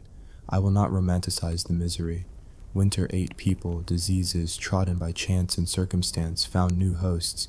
The interaction between two distinct human species sometimes brought benefits, new immunities, new tricks, and sometimes it brought catastrophe. Imagine a stray pathogen bouncing across a gene pool like an ill-advised party guest, and some communities being less fortunate. When survival is a series of auctions with fate, sometimes you lose. But even in loss, the absurdity persisted. Those who could laugh while their breath smoked the air were the ones who figured out how to keep on. Do you ever think about the awkwardness of naming? Anthropologists, who love order with the restrained passion of librarians, called one group Neanderthals after a valley where bones rested like unfinished sentences. The name stuck. It carried, for modern ears, a gallery of comic images, heavy brows, clumsy gait, a fondness for club-related arts. But actual Neanderthals had their own tweaks of culture that our caricatures ignore. They painted, they mourned, they repaired tools with the diligence of someone who had learned to respect small economies. They had humor, probably of the dark, blunt sort that makes you laugh, and then immediately check your coat for a missing sock. They had rituals, which were the human way of convincing the universe to slow down. Once, a Neanderthal and a human argued at dusk about whether the shape of a cloud foretold good hunting. The human, used to reading birds, saw a gull that forecasted slick luck. The Neanderthal, who had learned to measure the weight of silence, saw the cloud as a wall to be respected. They debated in gestures and half-remembered words until a wolf crept in and decided the argument was boring and had better things to eat. The wolf's arrival resolved everything in a way no treaty ever did. They hunted together, and afterward shared the meat and the knowledge that alliances could be sealed by common appetite, not just declarations. If you're wondering whether this is too sentimental, remember, hunger is history's most honest diplomat. Children born of these unions would carry both a particular stubbornness and a peculiar advantage. Their bones might be robust, their immune systems eclectic. They grew up with two sets of stories whispered in their ears, one telling them to fear the edge of night, the other telling them that the stars were not always enemies. Their art, their songs, their jokes would be patchwork, borrowing rhythms from both camps. Imagine a lullaby with a Neanderthal drum beat and a human refrain about missing shoes. Such songs would, in time, become the legends that later historians would butcher into neat paragraphs. The irony in our modern age is delicious. Here we are, surrounded by neon and infinite scrollings, discovering that our genomes are messy like the attic of an ancient house. We go to commercial DNA testing as if ordering pizza and get back results that read like a family novel. You are 2 to 4% Neanderthal. The companies write it in pastel fonts as if the news were a coupon for heritage. People take these reports like love letters from the past, captioning their brunch photos with "my inner caveman made me do it." There is a strange intimacy in the way a stranger letter from the past can validate your sense of being complicated, but the absurdity runs deeper than just cheekbone percentages. Consider the social fallout. Imagine a modern person at a dinner party who casually mentions their Neanderthal ancestry and watches the room split between earnest curiosity and elaborate speculations. Does this explain my taste for rock music? One guest asks. Is my lawn more muscular? Another wonders. The host brings a casserole that is possibly from a reactionary pamphlet, and the conversation becomes an anthropological improv where everyone plays a part they never auditioned for. The man who lost his hat in a windstorm 10 minutes earlier suddenly becomes the living embodiment of prehistoric luck. There is pain here too, in a subtler way. For centuries, Neanderthals were depicted as failures, bulky footnotes of prehistory, the species that made mistakes and vanished. The modern reversal, where Neanderthals are recognized as complex beings who contributed to us, stings our ego. Humans like to be unique. Evolution does not care. It tosses together traits, buries some, promotes others. We now know that our identity is not a pristine banner but a tapestry where threads cross, fray, and sometimes reknit in surprising patterns. That knowledge can feel like losing a cherished myth, but myths are only stories, and stories should be good at changing. So how did these relationships influence the course of history? Not dramatically, in the way of cinematic revolutions. More like a seasoning that changed the flavor of a dish over centuries. A gene here, a learned technique there, a story that glued people together in times of scarcity. The world did not pivot because of a single Neanderthal-human romance, but the accumulation of small, absurd choices, who shared a sleeping mat that night, who taught whom how to split marrow with a clean stroke, changed survival probabilities. Evolution favors those little edges. Borrow a tool, borrow a life. Repeat enough times and the genome remembers the kindness. You can imagine then the awkward family reunions after the fact. People centuries later would dig up bones and attempt to reconstruct the social lives from chipped stones. Scientists, with their lab coats and their patient instruments, would extract fragments of DNA like memoirs left in the soil. They would whisper too about pathogens, migrations, and temperatures that shifted like bad moods. Publications would arise, and press releases would love phrases like archaic hominin introgression, which is a polite, bureaucratic way to say your ancestors had a messy night that impacted your immune system. Newspapers would place this data between the sports update and an advertisement for anti-aging cream, because modern life requires that existential revelations fit between predictable distractions, and modern humans would react with a mixture of pride and horror. Pride because we have heritage as rich and strange as any mythology. Horror because it undermined our most convenient narratives about purity and uniqueness. For some, this revelation becomes a lesson in humility. For others, it becomes a new excuse to romanticize the past with a gloss of ancestral virtue. Yet the true story prefers neither extremes. It is messy. It is full of jokes that have lost their original punchlines. It is full of people who loved, suffered, stole, shared, and, above all, refused to let cold decide their fate. If you think this is all academic, think again. These ancient mixings reach into the modern clinic and the modern selfie. They influence how bodies handle pathogens, how tissues age, perhaps even how groups respond to extreme climates. That is not to say your morning mood can be chalked up to Paleolithic flirtation, but the echoes are there. They wiggle like a footnote in your marrow. It is both humbling and absurd that the reason you sneeze differently than your neighbor might trace back to an event that happened while no one had invented chairs. So what should you do with this knowledge? Wrestle with it, laugh at it.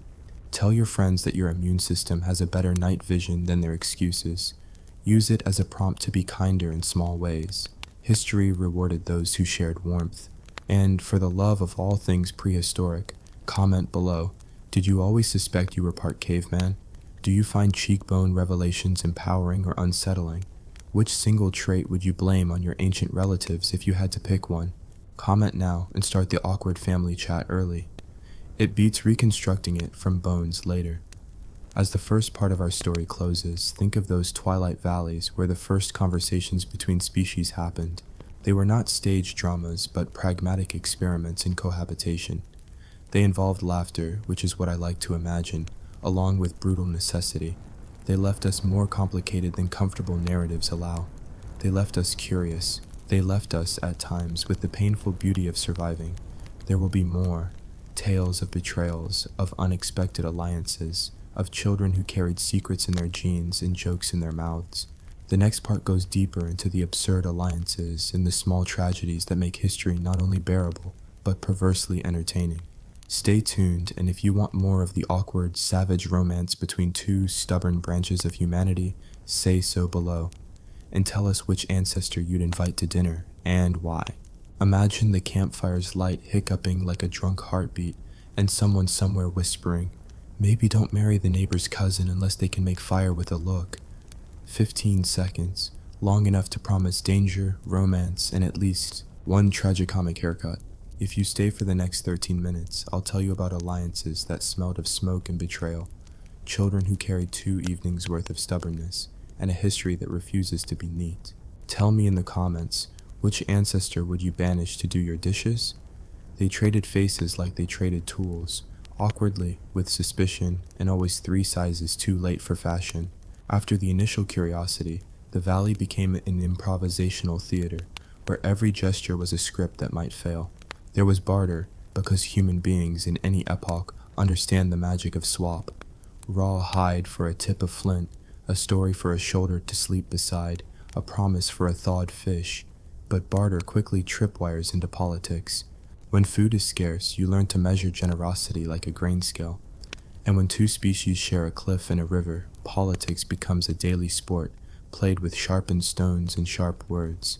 In the second act of that slow, absurd drama, alliances hardened like tallow. A leader would be chosen by a unanimous nod, or by whoever could shout the loudest and throw a rock the most accurately. History does not always reward diplomacy with subtlety. Sometimes the leader was a Neanderthal whose laugh could startle elk. Sometimes it was a human who could remember 3 dozen songs and the names of the clouds. But leadership was mostly a flashlight in the fog of winter, someone to hold while others shivered. These leaders made arrangements, share hunting grounds, exchange healers, let children spend winters with both houses so they'd learn 2 temperaments and 3 methods of fixing a punctured boot. Marriages, the clumsy, pragmatic kind, did more than mix genes, they mixed strategies.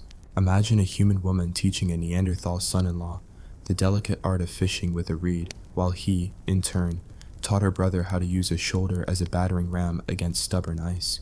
Rituals emerged, not the polished ceremonies later poets would invent, but a functional liturgy of survival. Before every big hunt, someone would smack a bone 3 times and perform a dance that looked suspiciously like stumbling. Afterwards, everyone would argue over who took the best bite. These banalities built trust like cairns on a trail, small visible signs that said, "We were here, we promised." And yet, alongside these makeshift families, there was jealousy and petty cruelty, because where there is closeness, there is also competition. A Neanderthal hunter might glare when a human child seemed to favor arrowcraft over raw strength. A human priestess might scorn a Neanderthal woman's story about the moods of the river. Words could wound even though they were few. Postures carried insults. A stolen fur whispered of humiliation the way a much later era's editorial would. They had grudges that lasted seasons. Sometimes grievances were resolved with food, sometimes with blood, sometimes with a very long, unhelpful silence that the winter exaggerated until it became its own kind of disaster. Disease, the great leveler, was the tragic character in the play. When a pathogen met a population that had never seen it, it moved like a snooty guest at a feast, spreading compliments while stealing all the dessert. Entire bands would be reduced in a single season to echoes, smoke without a hut to rise from. The new genetic cocktail sometimes offered resistance and sometimes offered vulnerability. A child born from the two worlds might inherit a defense that saved a village in one valley and doomed another across a ridge. There was randomness in these trades, cruelty masked as chance. People lied to themselves about meaning. They invented scapegoats, which helped no one and made storytelling more complicated later on. Grief was an industry. Mourning rituals became elaborate, not because they made death less real, but because ritual pretended that grief could be organized.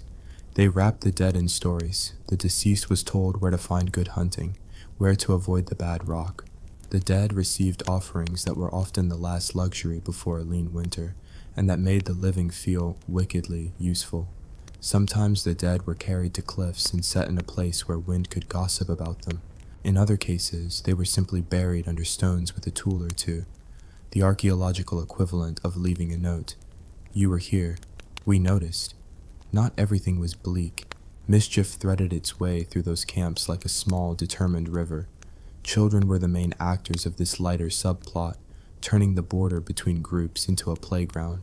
A human child and a Neanderthal child could start a trend, swapping hats, mimicking each other's clumsy adultisms, inventing new swear words that combined syllables so ugly that elders laughed and then immediately shook their heads in disapproval. These kids would breathe life into traditions that the older generations had considered immutable, and in doing so, they softened the edges. Their pranks taught resilience. If the bridge of gossip collapsed, build a raft of laughter and cross it anyhow. Love, if we can dignify it with such a faint, modern word, was messy. It was less cinematic than you might hope. No moonlit serenades, more a succession of small choices. To share a cloak, to hold a babe through a fever, to teach a neighbor child to whittle a cup. There were moments that later poets would want to frame as tender, and there were practicalities that made tenderness a product of weariness. You tend your sick, because they might tend you next winter. But tenderness emerged, grudging and glorious, in the least predictable places. A burly Neanderthal who could fell a tree with his bare hands might spend 30 minutes coaxing a scared child to sleep with a lullaby that could have been stolen from the hills of some romantic future. Betrayal had its own distinct flavor. It was rarely dastardly for its own sake. More often, it was the result of decisions made under pressure. A band might promise passage across a hunting ground and then renege when a larger, hungrier group appeared. A cure might be withheld because the healer feared for his own kin. Such betrayals left scars that stories kept alive. They produced legends, cautionary tales that became part of the communal curriculum. Do not trust the red-haired traitor, an elder would say, and the next generation would never forget the phrase, even if the context had long since ossified. Religion, a word that probably horrifies scrupulous anthropologists for its slipperiness, had a pragmatic underside. Spiritual practice was often indistinguishable from survival strategy. Prayers were not always directed at ethereal beings, but at a good deer, a non-frozen river, a temporary truce. Shamans and wise ones acquired reputations like merchants. Some were competent, others were showmen. A Neanderthal wise woman might teach a human midwife how to ease a birth with a certain pressure. A human ritualist might teach a Neanderthal group how to read the stars for seasonal cues. These exchanges made the world feel less arbitrary. When people could map cause to consequence, even approximately, they felt steadier. Language, perhaps the most startling bridge, was created like furniture from scavenged wood, bespoke, awkward, and surprisingly solid. Words were stolen, recombined, and re-gifted until a pigeon of shared terms developed. Names for predators, for seasons, for courtship. These migrated like birds and nested in new mouths. In time, some of these hybrid words would evolve into songs and then into myth. The first multilingual children became the repositories of this vocabulary. They could call a storm by 3 names and confuse predators by speaking in rhythms that made no sense. They became invaluable in negotiations, which in a world of limited resources is another word for surviving. Art flourished, not in galleries, obviously, but scratched on cave walls, hummed at night, and fashioned into small trinkets that seemed useless until you needed comfort. These objects were thefts of boredom, little carvings that fit in the palm and were swapped as tokens for favors, a bead worn as a promise. Such items accumulated meaning. An object that began as a practical tool might become a talisman. The absurd thing is that even in despair, humans and Neanderthals made objects that were beautiful for beauty's sake. That stubbornness to create delights me. You can starve, but you will still doodle on a bone. Sometimes alliances broke spectacularly. A dispute over a scarce spring could escalate to a full-blown melee where shouts were flung like spears and smoke blurred the night into a charcoal smear. These fights were ugly and left archival evidence, broken bones, abandoned sites, and legends stitched together from the survivors' selective memory. Yet even in the aftermath, there was the practical business of reconciliation. If survival depended on shared game trails, grudges had to be buried as carefully as the dead. So they were, often literally. A burial might become an opportunity to strike new accords because nothing says I won't attack you like jointly burying your dead. And then there were the children who carried both nightmares and miracles. They became living testaments to the hybrid world. They had features that puzzled the middle-aged. They could move through both cultures in ways neither fully understood. Some became storytellers who could recount both languages' jokes. Some became warriors, blending strategies with disquieting success. They confused bloodlines by making them useful. When they died, they left behind not only bones but innovations. Ways to twist a spear, a method of smoking meat that kept even the dampest winters at bay. The genetic legacy of those unions is the quiet epigraph at the end of this act. It's not simple inheritance like a locket passed down the line, but a set of small functional changes. Tweaks that perhaps helped noses survive the cold, immune systems recognize a new pathogen, skins adapt to strange sunlight. Think of these changes as borrowed kitchen tools that made winter less likely to be fatal. But gifts could have side effects. A defense against one disease might increase vulnerability to another. Evolution, unmoved by narrative sentiment, selects what helps most often and throws away the rest. You, watching this in the comfortable glow of a screen that your ancestors would have called sorcery, might find this messy history reassuring or destabilizing. It should be both. Knowing that our ancestors were pragmatic, comic, cruel, and tender collapses the high pedestal of human exceptionalism into a stool we all share. It also gives us something nicer, a plausible reason to be kinder. If your past includes a patchwork of strangers, perhaps your future should include a patchwork of strangers as well. People who can teach you new ways to survive and to laugh. Here's a provocation to press your thumb against. What if every culture today carried within it the residue of these borderline romances? What if the most ordinary habits, how we warm our hands, the lullabies we sing, the jokes we recycle, are the fossilized remains of a million tiny negotiations? That thought is both consoling and terrifying. Consoling because it means there's survival and cooperation. Terrifying because the same past shows how quickly cooperation can fray. So what should you do now besides telling which ancestor you'd assign to clean your dishes? Think of history as an absurd, stubborn roommate. It will leave dirty plates in the sink and sometimes hog the blankets, but it will also teach you that sharing is often the better strategy.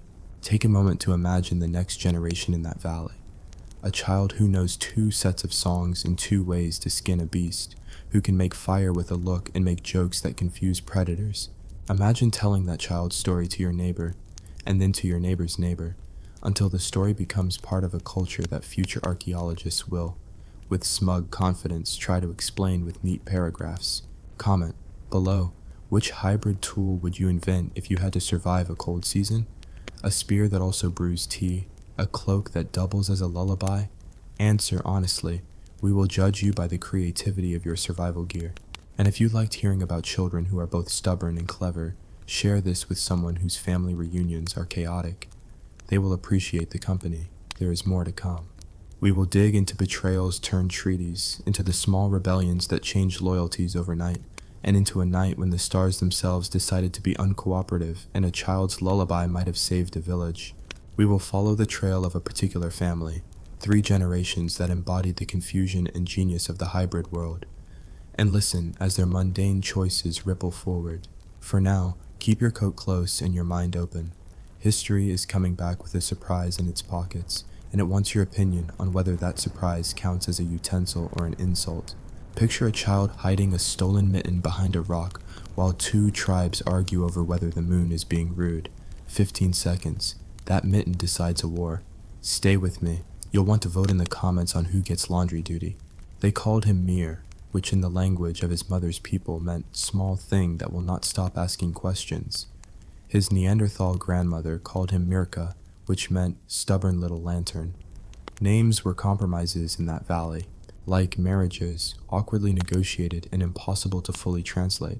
Mir would become the hinge of our third act, a human-shaped hinge, greasy with stew and suspicious of omens, and his family would, for 3 generations, illustrate how history is less a line and more a badly tied shoelace that trips everyone.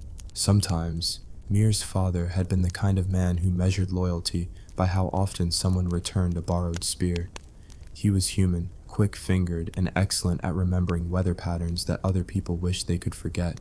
His mother, a Neanderthal woman with a laugh that could scare a bad mood into hiding, repaired tools like poets repair metaphors, with patience, an eye for salvage, and a reluctance to throw anything away that could possibly be useful later. Their first betrayal was small and domestic in scale, a stolen cache of smoked meat swapped for a promise of protection that was never honored. But betrayals rarely stay small. They metastasize. It started with a spring nobody could own. Water is a ridiculous thing to covet until you must sleep with the idea of thirst wrapped like a knife over your ribs. One winter, when the river had decided to sulk and hide under ice, Mir's band and a neighboring coalition, led by a man who loved the shape of his own voice, agreed to share the spring on alternating nights. It was a sensible arrangement until someone's child fell ill and needed water at midnight. In the panic of a sick child's cries, rules are inconvenient. Someone went to the spring through the wrong night. Someone else saw them. Someone else thought, if they can take water on our night, who's to say they won't take our hearth next? This is how treaties begin, sterile on paper, and how they unravel, not with thunder, but with a thin thread of human need. The enraged party stole a cache of furs in retaliation. The retaliated party burned a tool shed. The original leader, with his fondness for drama, pronounced the neighbor untrustworthy in a speech that would have been more impressive if anyone had written it down. Mir, watching a furious adult stomp like an offended mammoth, pocketed a small, useless bone whistle and kept it like a record. Children keep records differently. They carve them in the soft places of memory and whistle them at night. Years later, Mir used that whistle to call a small rebellion. It was not the grand sort that changes maps and makes into the history books. It was tactical. Mir and 3 other young people, 2 humans, 1 Neanderthal and 1 child whose heritage had been both sides and no one else's business, sabotaged the supply lines of a petty war. They did it with laughter and guile and a set of tricks learned from boredom. They bored holes in lidless baskets, replaced dried meat with fake meat shaped from leaves, and left mock messages in the night written in a language that meant nothing but looked frightening. The war cooled. The leaders were embarrassed. The people who had been hungry got fed. For a brief, absurdly satisfying second, the valley rewarded creativity over fury. This rebellion taught Mir how useful small crimes could be when executed with the moral clarity of children. He learned the arithmetic of consequence, how a stolen loaf could be a peace offering in disguise, how a joke could reset an argument as effectively as a treaty. His grandmother called these moral backdoors. She taught him to wield them with a craftsman's pride. That skill would matter, because the 3rd generation story was not only about cunning and theft, it was about a night when the stars themselves seemed to be on a bad schedule. It happened during a migration season. Birds that usually arrived to herald the end of the thaw came late, and the elders muttered about signs. Superstition is just climate data wrapped in narrative. You respect it when your bedroll is thin and your teeth chatter at night. The sky that winter was a dishonest thing. Clear one minute, stormy the next, as if the heavens were playing a cruel trick. On a hunting trip, Mir's brother-in-law, a proud man with a talent for mending nets, stepped onto a ridge to look for caribou and did not return. Search parties fanned out. Echoes returned with nothing. The valley punished them with randomness. People whispered that the stars had turned their faces away. In the weeks that followed, fear turned neighbors into accountants of grievance. They tallied old slights as if unsettled accounts could summon the missing. A rumor spread.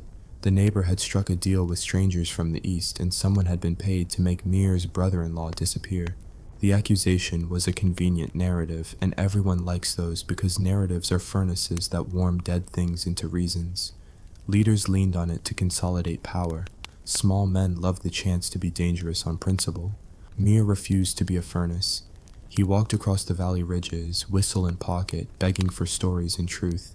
He wove together fragments: an old woman who had seen a strange campfire in the distance, a child who had observed footsteps that were wrong, a hunter who had glimpsed smoke but had been too frightened to investigate. What Mir found was not a neat conspiracy, but a pattern of missteps: a hunter who had underestimated ice, a night that swallowed footsteps in a way that made them sound like someone else's. There was cruelty, luckless and indifferent, and then there were the petty human cruelties that used luck as cover. Mir's conclusions were unsatisfying to the loud men who wanted scalps. They wanted a villain. He offered an account of error and the slow corrosion of trust. Betrayal, he learned, often looks like a grave that is half dug. It begins with neglect, a failure to show up, to watch, to share, and then continues into theft and violence. Mir's ancestors had not intended war, only the small survivalist frauds that become habits if left alone.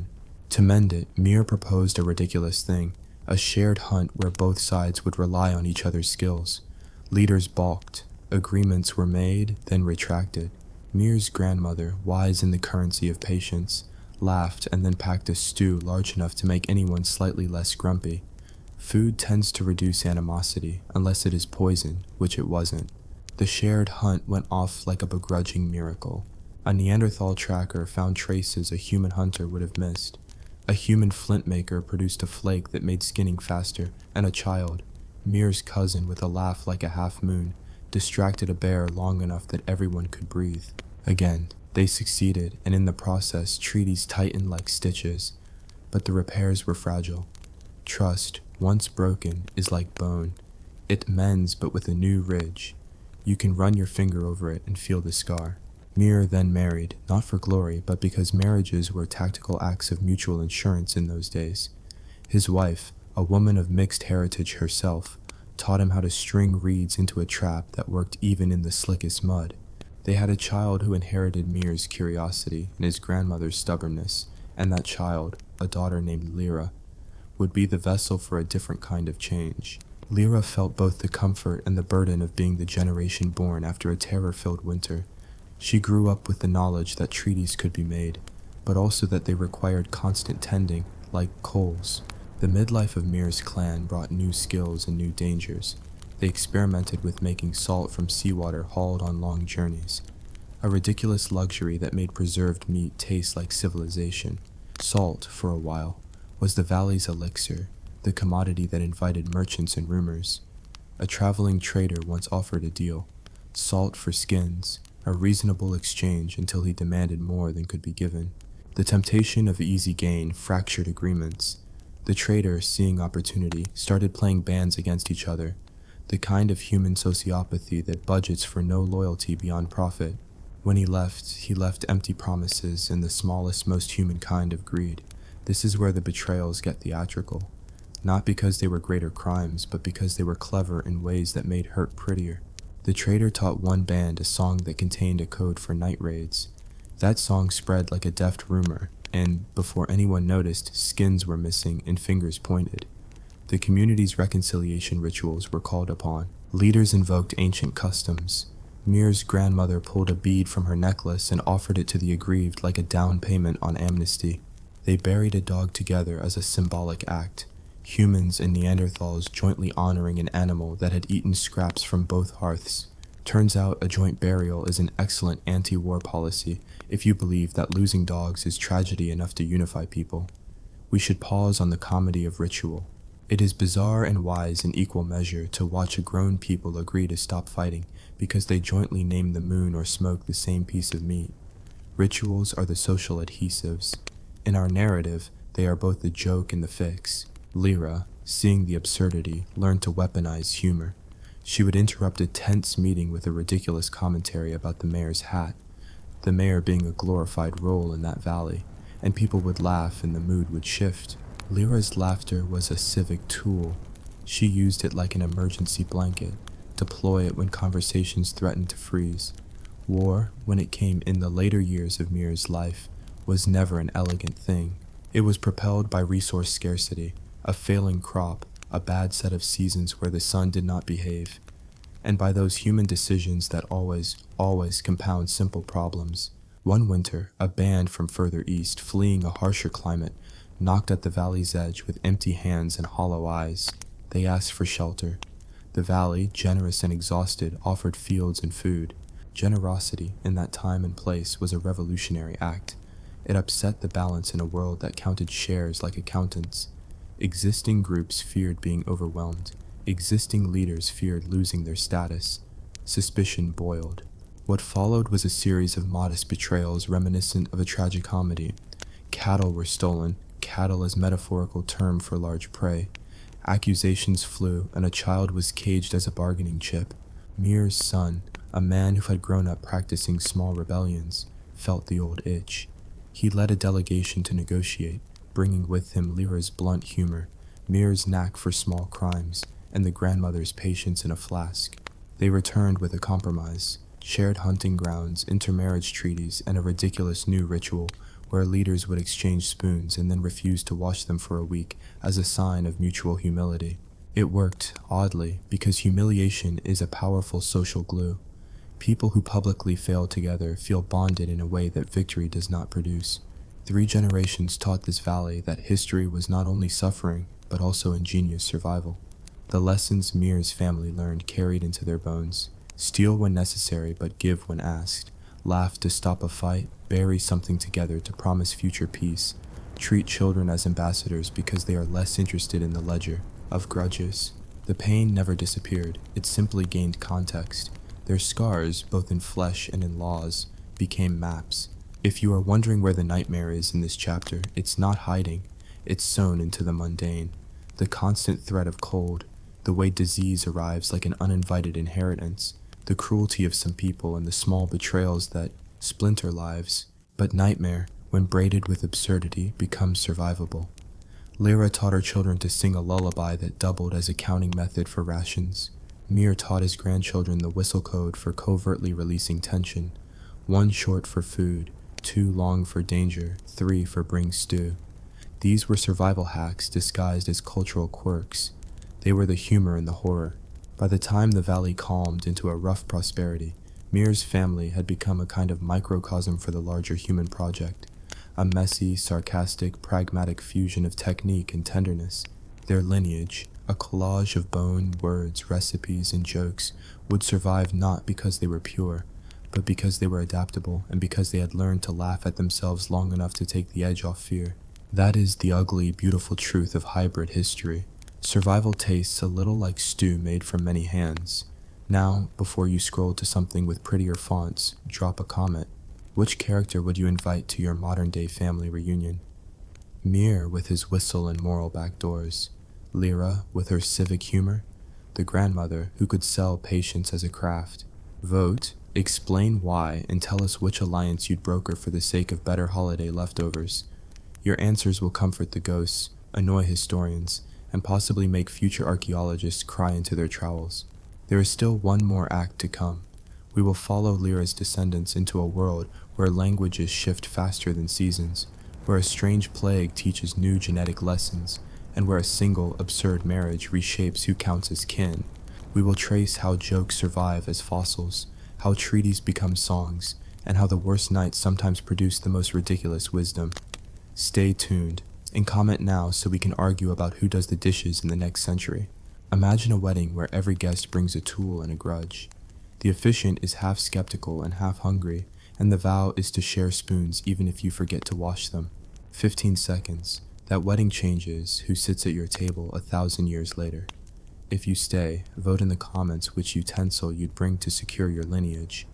By the time Lyra's grandchildren grew teeth, the valley had become a rumor hub.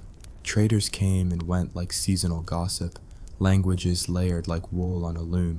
Old grudges were repurposed as bedtime warnings. Lyra's daughter, a woman named Hest, married a traveler from the east in what historians would later call, with unfortunate sobriety, the Great Domestic Compromise. The marriage was practical, theatrical, and mildly illegal in the sticky moral economy of the time. Hest wanted access to salt roots and new lullabies. The traveler wanted a secure place to hide when winter got theatrical. They offered each other less romance and more mutual insurance. Their wedding was the sort of event that modern couples would call intimate, and Bronze Age poets would call sane. This marriage did more than hitch two people together. It rewired kinship. Hest's in-laws arrived with a custom that baffled the valley. Kin was declared by sharing a dish rather than by blood. Originally a pragmatic tax workaround, share food, prove you're part of the village, it became a cultural contagion. Suddenly, people who had never bred together could be brothers if they had eaten from the same stew. The concept was scandalous and Renaissance-saving at once. Old taboos relaxed when you realized that someone who stole your goat last season was also the one who had once shared their last spoon in a lean year. The ritual of shared spoons became a binding clause. It made alliances visible in culinary, which turned out to be politically useful. Anthropologists centuries later would write confusing footnotes about the political economy of cutlery. In the meantime, the valley ate, forgave, and occasionally flung a spoon for emphasis. Language kept moving. The pidgin that had emerged from earlier generations matured into something messy and musical. Words that had been jokes became calendar names, insults turned into farm terms. Lullabies became laws told softly at dawn. Jokes were the most stubborn artifacts, passed from child to child like contraband. They fossilized in rhythms, slipped into epitaphs, and later, when archaeologists scraped cave silt and found the same rhyming pattern, they presumed these were religious formulas. They hadn't realized that half the ritual recitations were originally punchlines. The planet's oldest documented sarcasm, neatly carved above a hearth, read roughly as, "If you think the stew could be savored by the sun, you haven't tasted our patience." Nobody ever dated it precisely, but everyone recognized the gesture. Then came the plague. Not the sensational sort with cinematic banners and ominous horns, more the small, clever pestilence that knows when to attack and when to nap.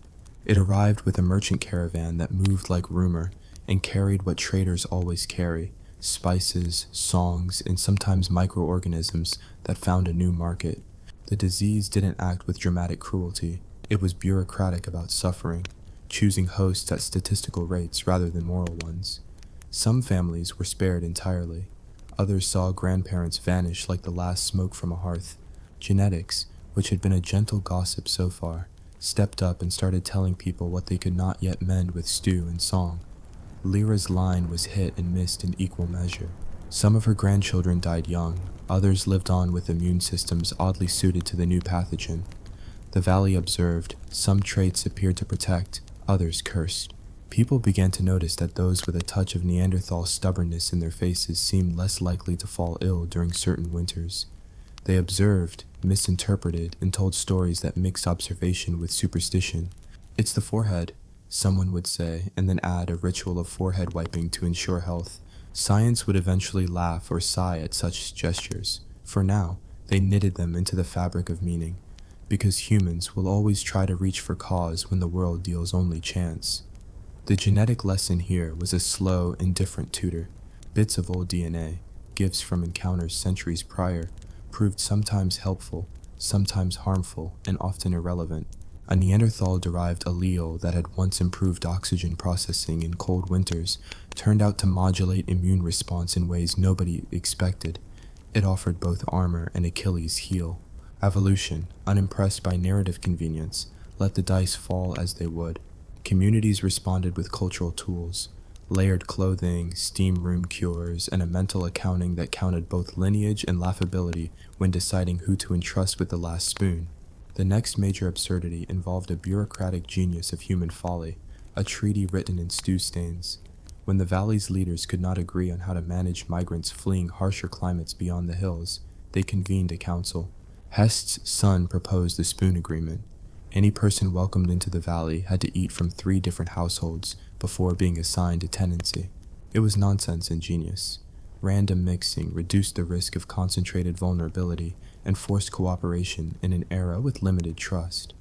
The spoon agreement made social networks denser, kinship more porous, and grudges less lethal. It also meant that, occasionally, you had to share soup with someone whose hat you still found insulting. But survival, as always, preferred messy generosity to neat isolation. Some marriages, like Hest's, became political instruments and cultural experiments. Others were explosive accidents of desire. One such marriage remade an entire clan's destiny. A gruff, mustached leader of a neighboring band married a woman from 3 different backgrounds, Neanderthal, human, and distant Eastern trader, in an unprecedented 3-way alliance ritual that involved a stolen elk, a song about missing mittens, and a vow to swap healers twice a season. That marriage, theatrical and genuine, created a kin network that spanned valleys and oceans. Their descendants carried jokes, recipes, and bits of DNA like heirlooms. They claimed kinship with people who had never seen their faces and, in doing so, rewired political coalitions for generations. Children in these blended families were cultural translators. They taught elders to say new words, taught new words to the pets, and occasionally taught feral goats to stop stealing underpants.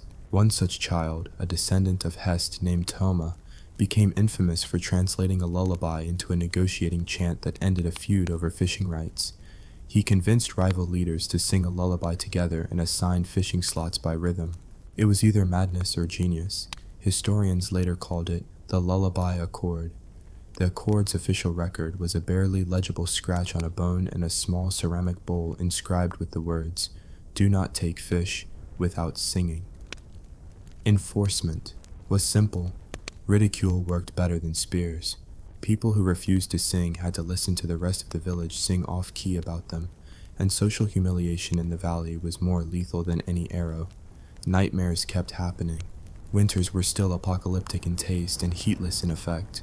Once, in a night that seemed to have been scheduled by cosmic malice, the aurora came down and painted the ridge with colors that made dogs howl and elders pray for the moon's forgiveness. A caravan crashed, children vanished, a cliff slid like a careless parent.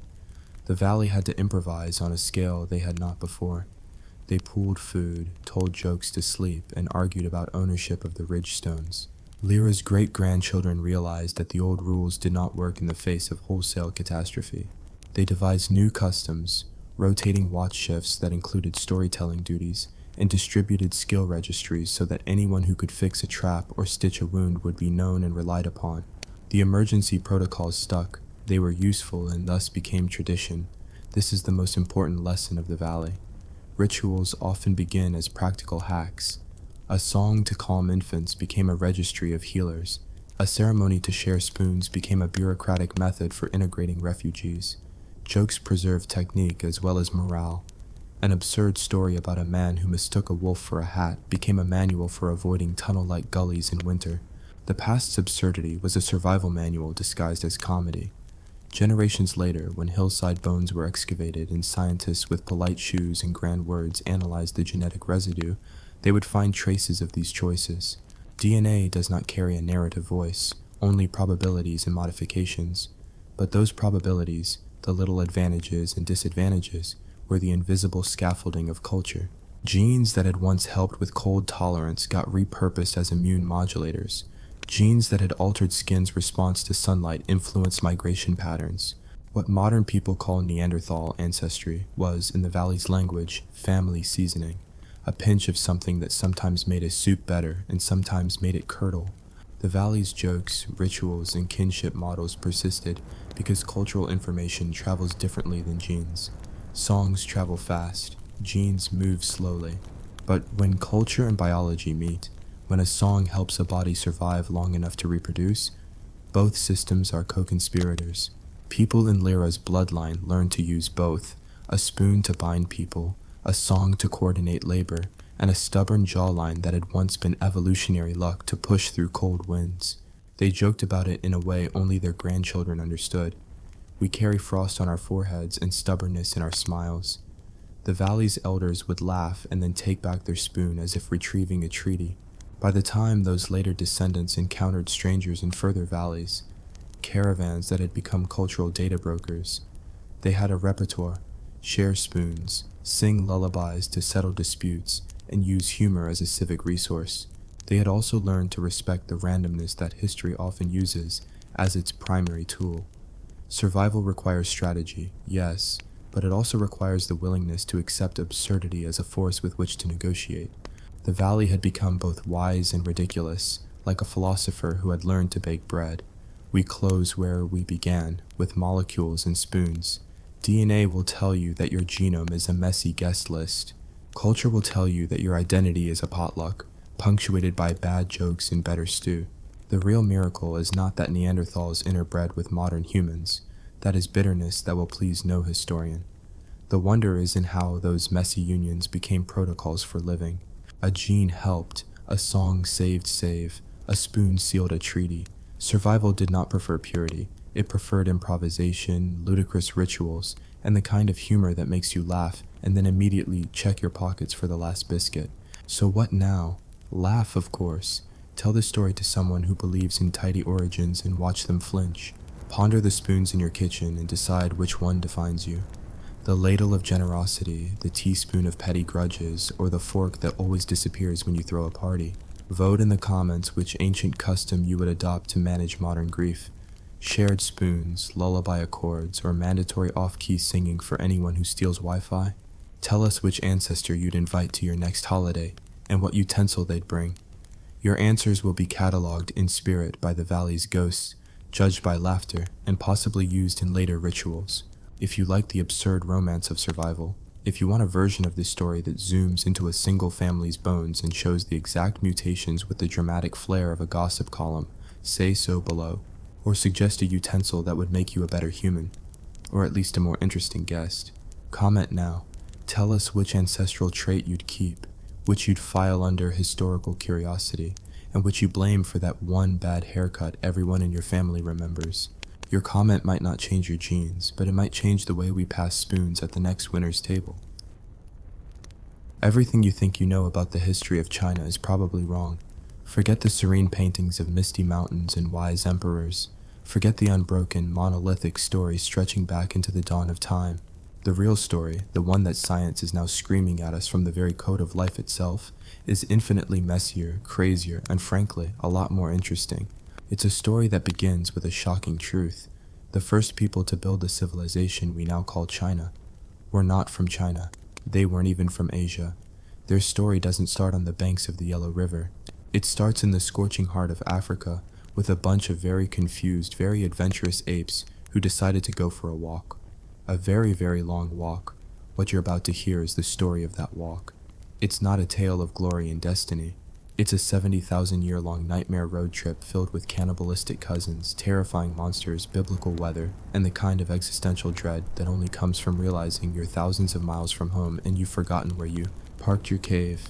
This is the story of how a small band of African migrants, through sheer bloody-minded luck and a whole lot of questionable decisions, accidentally laid the groundwork for the most enduring civilization in human history. Buckle up. History is about to get weird. So, picture the scene. It's somewhere around 70,000 years ago in Africa. The world is a terrifying theme park designed by a sadist, and humanity is the main attraction, which is to say, the main course. For hundreds of thousands of years, our species, Homo sapiens, has been kicking around its home continent, getting pretty good at a few things, making pointy sticks, running away from giant angry cats, and enjoying the simple pleasure of not being extinct yet. Life is, well, it's life. It's brutal, short, and the best you can hope for is to find a berry bush that isn't poisonous and a cave that isn't already occupied by a bear the size of a small car.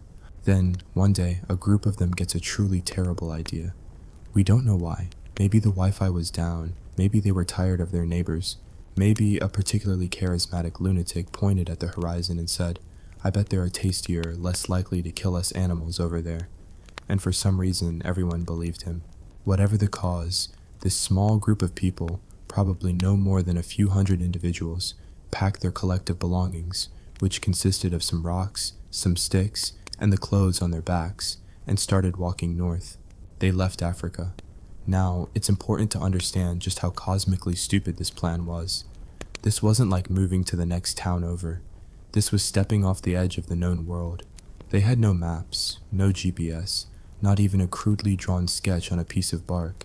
Every direction was, "Here be dragons," except the dragons were real. The landscape was alien. The plants were alien. The animals were aliens. And, most importantly, the other people were alien. Because here's the kicker. We weren't alone. For hundreds of thousands of years before we even thought about leaving our African cradle, our evolutionary cousins had been running the show across Eurasia. In the West, in Europe, and the Middle East were the Neanderthals. You know them. The stocky, barrel-chested, big-browed folks who have a terrible PR problem as knuckle-dragging cavemen. In reality, they were incredibly successful. They were expert hunters, they made complex tools, they probably had some form of language, and they were masters of surviving in the frozen hellscape of Ice Age Europe. They were the established locals. They'd been living in these lands for 300,000 years. They owned the place. We were the scrawny, weird-looking new arrivals showing up unannounced. Imagine moving into a new neighborhood where everyone is built like a professional wrestler, speaks a language that sounds like rocks in a blender, and has been there since the dawn of time. You don't ask to borrow a cup of sugar. You hide and hope they don't notice you. But it gets weirder. As our ancestors pushed east into Asia, they met another, even more mysterious group of ancient humans, the Denisovans. We know so little about them it's maddening. We have a finger bone, a few teeth, and a jawbone found on the Tibetan plateau. That's it. But from that tiny collection of fossils, we have their entire genome. And what it tells us is that they were a distinct branch of the human family tree, as different from Neanderthals as Neanderthals were from us. They were the ghosts in the machine, a vast and ancient population that spread all across Asia, from the frozen mountains of Siberia to the tropical islands of Southeast Asia. They were the true, original inhabitants of the East. So our little band of Homo sapiens adventurers isn't walking into an empty land.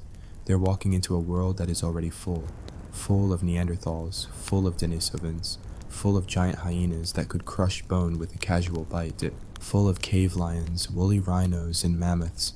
The world was a party, and we were the last ones to arrive, awkwardly shuffling in the doorway, hoping no one noticed we brought the cheap snacks. This is where the story gets really juicy, and where the genetic evidence just blows the old historical models out of the water. For the longest time, we had two competing theories of how we conquered the world. One was the replacement model. We marched out of Africa, and everywhere we went, we were just so much smarter, better, and sexier, that all the other humans just fell over and died, either through direct conflict or by being outcompeted for resources. We were the ultimate invasive species. The other theory was the multi-regional model, which suggested that modern humans evolved simultaneously in different parts of the world from pre-existing populations. Genetics came along and said, "You're both wrong, and the truth is much more awkward and fascinating." You're both wrong, and the truth is much more awkward and fascinating. The truth wasn't replacement, it was fraternization. Neanderthals moved through the Middle East, they met Neanderthals, and after the initial "ugh, what is that?" phase, they did what lonely, stressed-out primates do. They interbred. We have the receipts written in our DNA. Every single person alive today whose ancestry is from outside of Africa carries somewhere between 1% and 4% Neanderthal DNA in their genome. Think about that. We carry the genetic echo of encounters that happened 60,000 years ago. It wasn't a war. It was a very, very strange family reunion. Maybe it was a one-night stand in a cave in the Levant. Maybe it was a longer-term arrangement. We don't know the social dynamics. Was it a Romeo and Juliet situation? Or was it more of a, well, there's literally no one else to mate with for 1,000 miles, so you'll do kind of situation? Given the harsh realities of the Ice Age, I'm betting on the latter. But the story continues. Because as one branch of these early humans went west into Europe, our protagonists, the ancestors of all modern Asians and Oceanians, went east, and as they walked into Asia, they walked straight into Denisovan territory. And what happened? The exact same thing. They met, they mingled, they interbred. The genetic evidence is undeniable. Modern populations in East Asia, particularly in places like Papua New Guinea and among Aboriginal Australians, carry the highest percentage of Denisovan DNA in the world, up to 6%. For the ancestors of the future Chinese, this encounter was fundamental. They were now a hybrid species, a cocktail of African Homo sapiens, a dash of Neanderthal, and a healthy shot of mysterious Denisovan. This is a crucial point to understand. The people who would eventually, after tens of thousands of years, become the Chinese were at this stage a wandering tribe of African origins, carrying the genetic legacy of at least two other species of human they met along the way. They were a biological melting pot before the concept of pots had even been invented. The idea of a pure lineage stretching back to time immemorial is a fantasy. The reality is a story of migration, adaptation, and interspecies romance, or, more likely, interspecies desperation. Let's not romanticize this journey. This walk across Asia took thousands of years. Generations were born, lived, and died on this epic trek. This wasn't a single, purposeful march. It was a slow, meandering crawl, probably following coastlines and river valleys, ebbing and flowing with the climate. The Ice Age wasn't a constant winter. It was a chaotic climate roller coaster. One millennium might be relatively mild, allowing them to push forward. The next might see the ice sheets advance, pushing them back for centuries, forcing them to shelter in some miserable, windswept valley, living on whatever scraps they could find. Think of the daily reality. You wake up. It's cold. It's always cold. Your breakfast is whatever half-frozen carrion you managed to scare a giant wolf away from yesterday. Your kids are coughing, and you know from experience that a cough can be a death sentence. The local megafauna views you as a walking protein bar. The other local humans, your Denisovan neighbors, are a complete unknown. Are they friendly? Do they want to trade shiny rocks? Or do they want to wear your skull as a hat? You have no idea. Every day is a gamble. Every sunrise is a surprise. And what did they gain from their Neanderthal and Denisovan flings, besides a more complicated family tree? They got a genetic toolkit for survival. This is the beautiful, brutal logic of evolution. These other humans had been living in these harsh northern climates for hundreds of thousands of years. Their bodies were adapted to the cold, the lower light levels, the different diets, and most importantly, the local diseases. Our African ancestors were not. They were tropical animals suddenly thrown into a freezer. The Neanderthal and Denisovan genes they picked up were like a crash course in survival. For example, a specific Denisovan gene, called EPAS1, is common in modern Tibetans and helps them thrive in the low oxygen environment of the high plateau. They didn't evolve that trait from scratch. They got it from the people who were already living there. It was a genetic hand-me-down from a ghost species. Similarly, genes related to the immune system, to skin pigmentation, to fat metabolism, all things crucial for surviving outside of Africa, show the fingerprints of our extinct cousins. We survived in part because we carry their ghosts within us. We are the mongrels, and in the brutal calculus of evolution, the mongrels always win. So, after thousands of years of this grueling, continent-spanning nightmare, a branch of these hybrid humans finally trickles into the vast expanse of land that we now call China. But it's not China. It's just a place. A massive, geographically diverse place with towering mountains to the west, dense jungles to the south, vast freezing plains to the north, and two of the most powerful and unpredictable rivers in the world, the Yellow and the Yangtze, carving through its heartland, and it is absolutely not empty. First, there's the wildlife. This is not the cuddly panda version of China. This is Pleistocene China. This is a land of steppe mammoths, woolly rhinos, and giant deer, with antlers the size of a small tree. This is a land roamed by the Pachicracuda, the giant short-faced hyena, a predator that made modern hyenas look like house cats. And there were tigers, not just regular tigers, ancient, massive tigers. This was a world red in tooth and claw, and our ancestors tigers. This was a world red in tooth and claw, and our ancestors were very, very soft and chewy. Their primary survival skill would not be the one who gets eaten today. Second, there were already people here. The archaeological record is complex and still debated, but it's clear that various groups of humans, including late surviving Denisovans or other archaic populations, were likely still present. Our ancestors weren't pioneers planting a flag in virgin soil. They were the new immigrants, moving into a territory that had been occupied for millennia. The first interactions probably weren't grand battles or noble councils.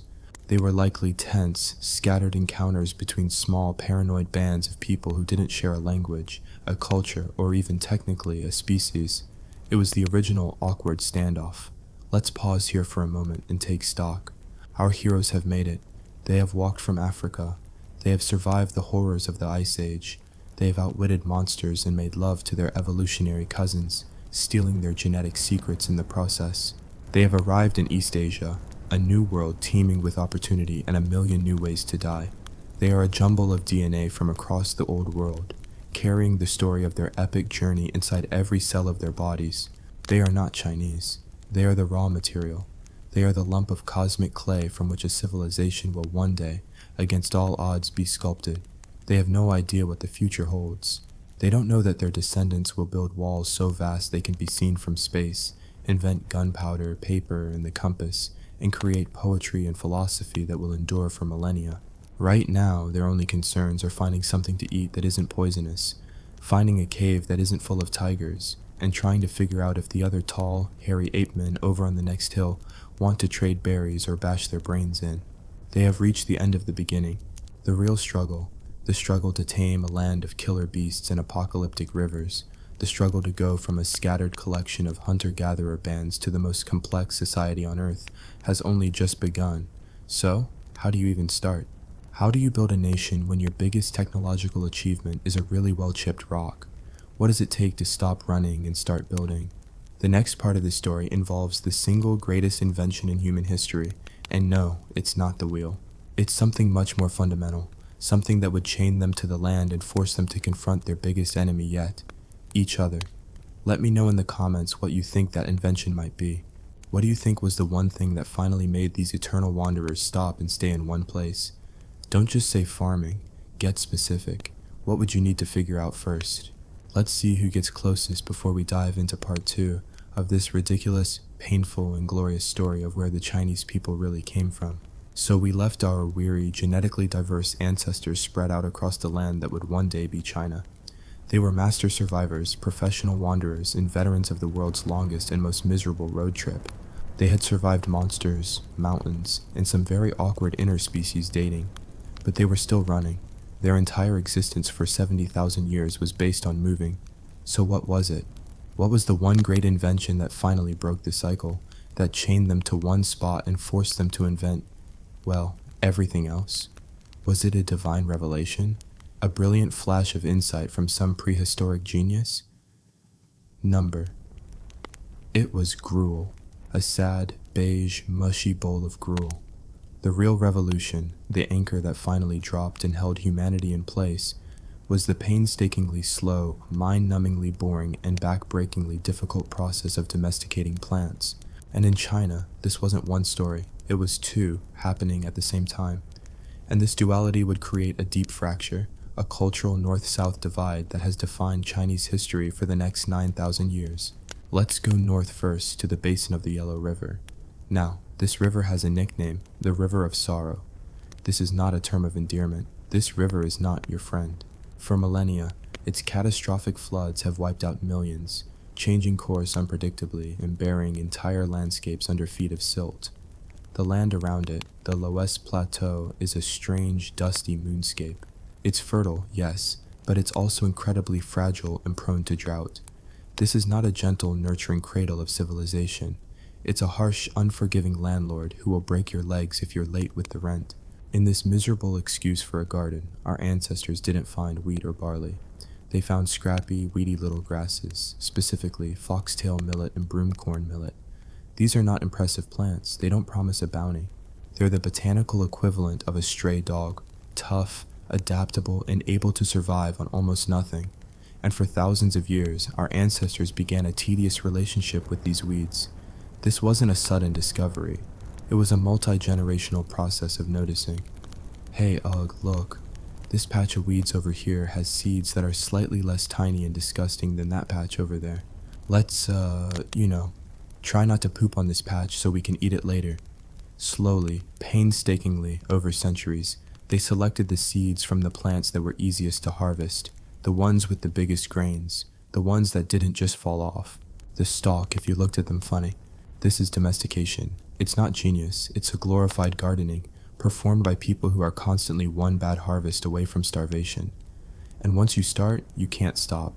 You have to clear the land, you have to plant the seeds, you have to weed, you have to protect your pathetic little crop from birds, from insects, from deer, and from your equally hungry neighbors. You have to wait, and wait.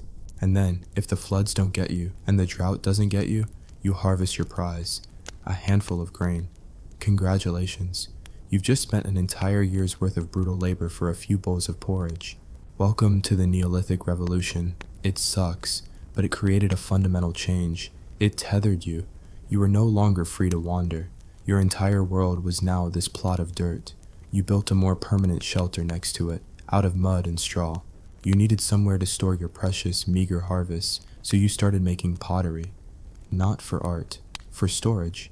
The first pottery isn't beautiful. It's thick, crude, and functional. It's a prehistoric Tupperware, designed to keep the rats out of your millet. Now let's travel a few hundred miles south to the Yangtze River Valley. This is a different world. It's wetter, warmer, greener. It's a world of lakes and marshes. And here, in the muck and the swamps, grew a different kind of grass, wild rice. Domesticating rice is a whole other level of masochism. It's not just about planting and waiting, it's about water management. You have to control the floods, build paddies, create irrigation channels. It demands immense, coordinated communal labor. You can't be a lone rice farmer.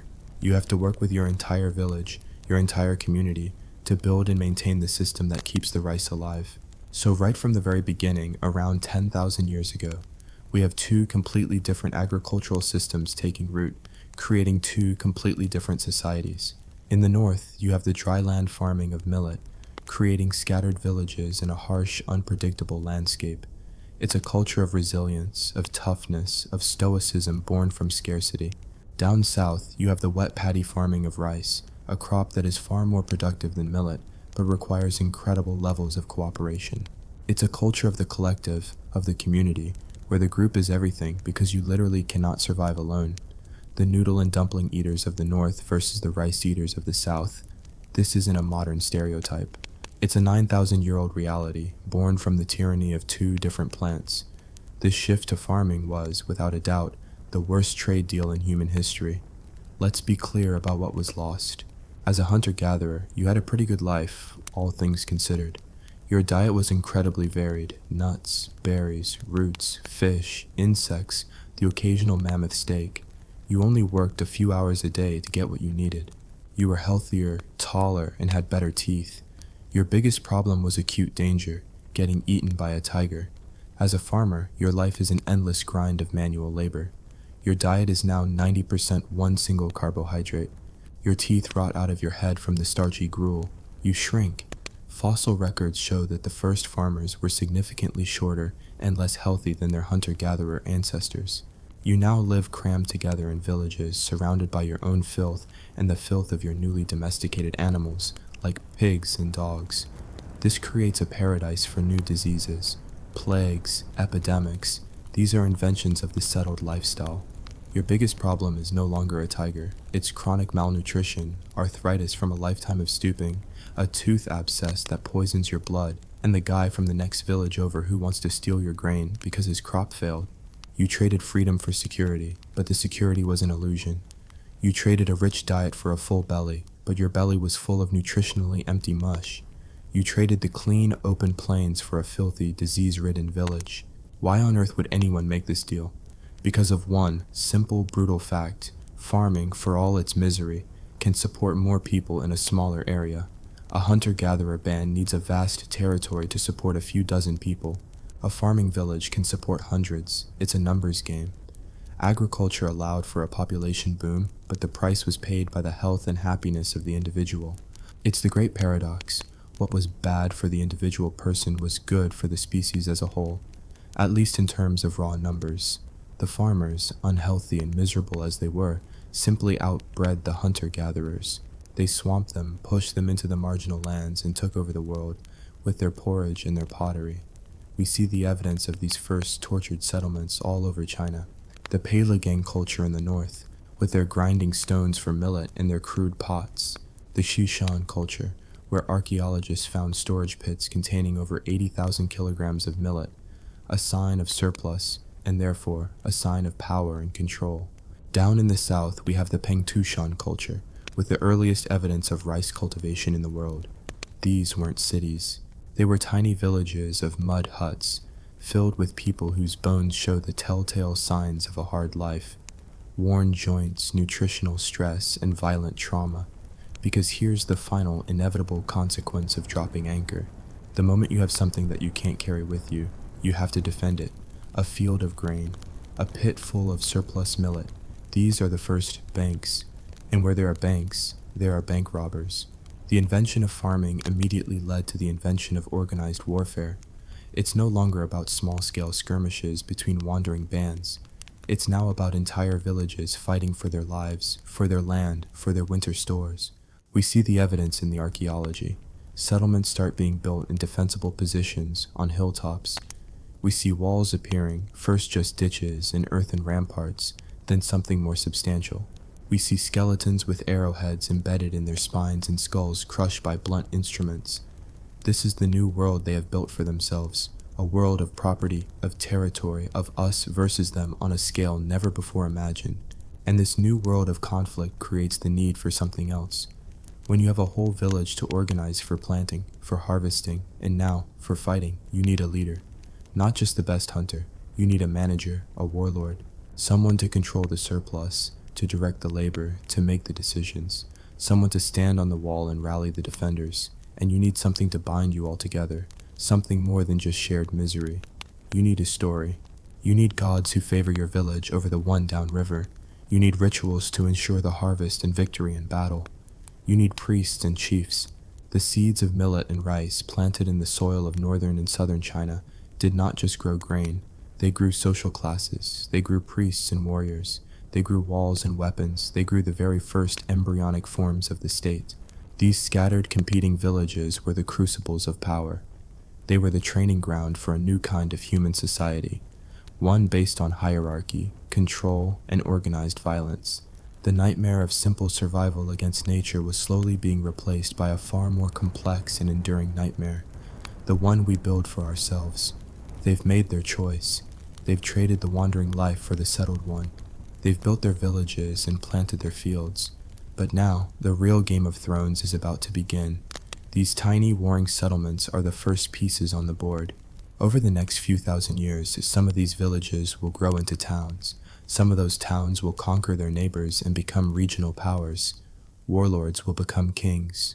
And out of this bloody chaos of the late Neolithic and early Bronze Age, the first true dynasties will be forged in fire and blood. So what do you think they fought over in the beginning? Was it just about stealing grain? Or was there something else, something more powerful at stake?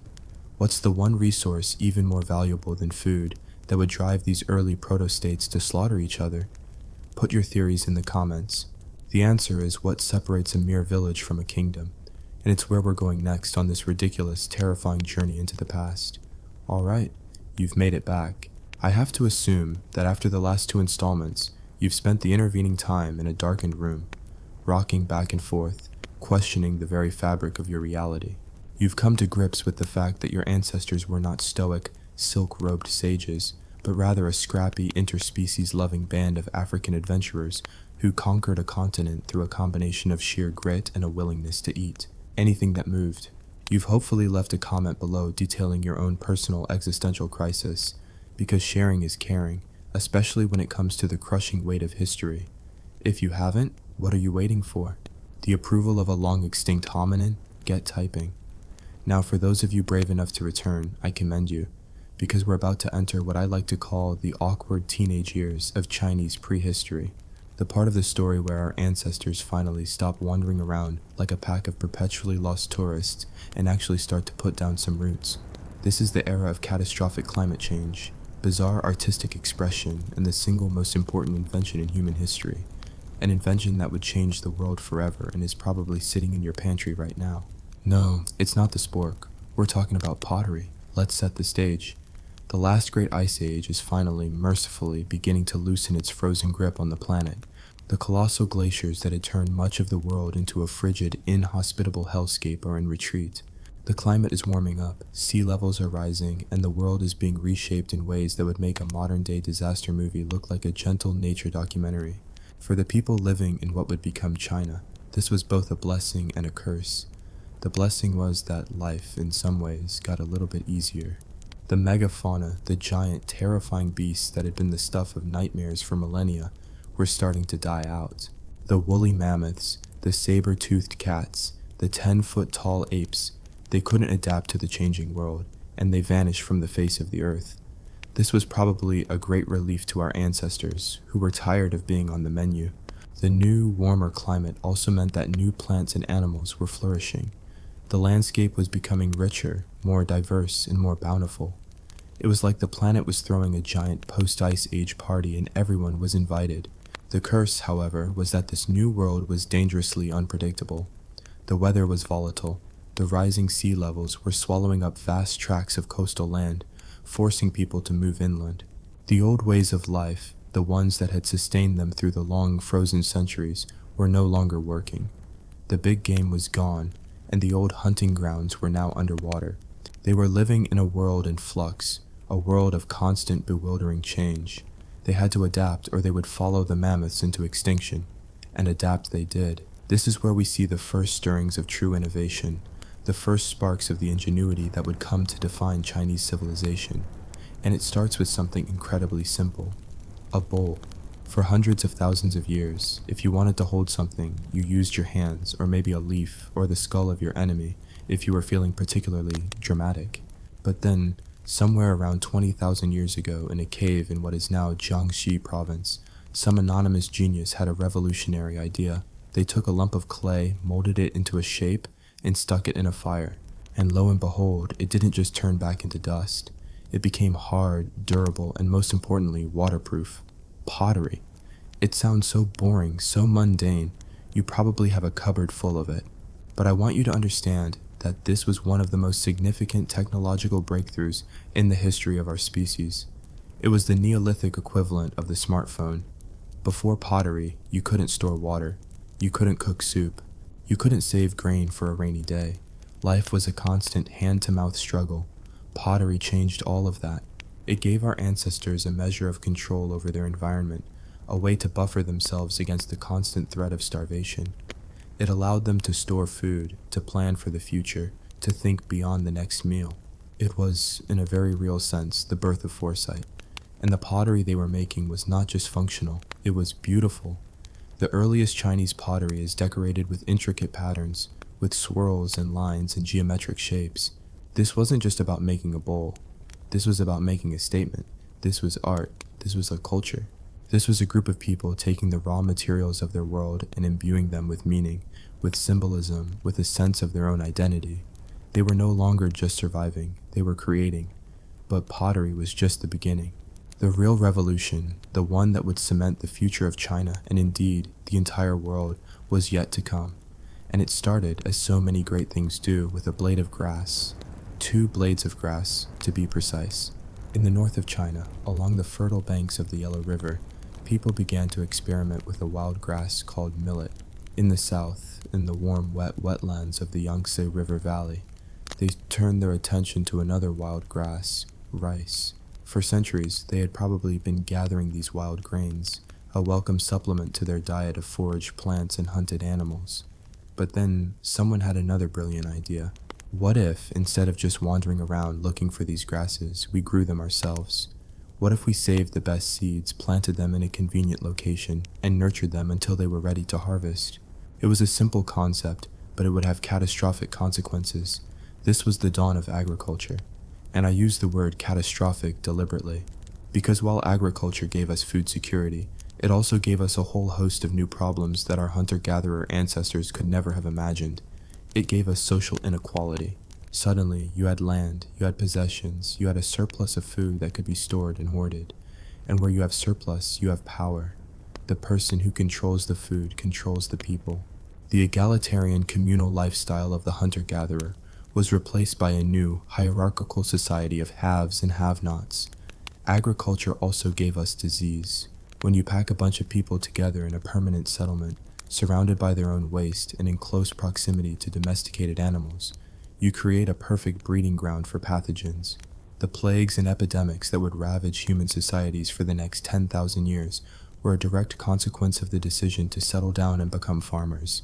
Our ancestors traded the freedom and relative health of the nomadic life for the drudgery and disease of the farm, and they did it willingly. Why? Why would anyone make that trade? The answer, I think, lies in a fundamental aspect of human nature. Our relentless, insatiable desire for more. More food, more security, more children. Agriculture, for all its faults, provided that. It allowed for a population boom on a scale never before seen. The small, scattered bands of hunter-gatherers were replaced by thriving, bustling villages. And those villages grew into towns, and those towns grew into cities. The genie was out of the bottle, and there was no putting it back in. And here's the crucial point for our story.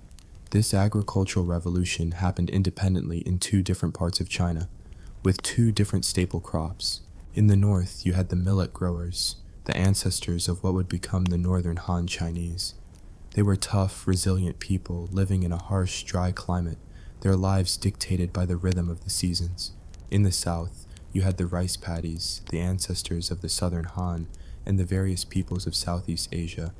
They lived in a world of water, of monsoons, of lush green landscapes.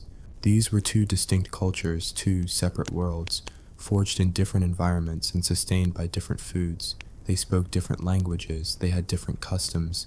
They probably viewed each other with a mixture of suspicion and contempt. The idea that they were all part of a single Chinese people would have been utterly laughable to them.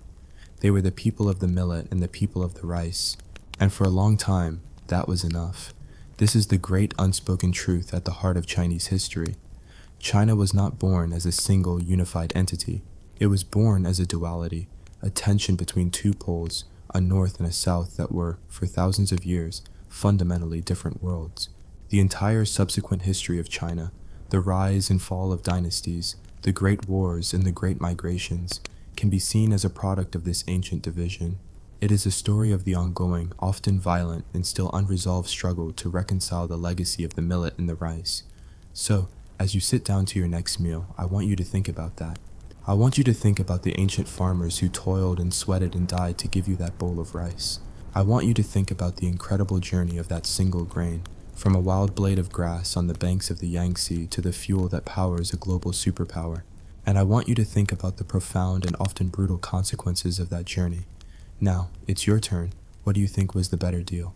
The free, adventurous, but precarious life of the hunter-gatherer, or the stable, secure, but disease-ridden life of the farmer? Which path would you have chosen? Let me know in the comments. Let's start a flame war about the relative merits of Paleolithic versus Neolithic lifestyles. And make sure you're subscribed, because in our final explosive installment, we're going to see what happens when these two worlds, the North and the South, finally collide.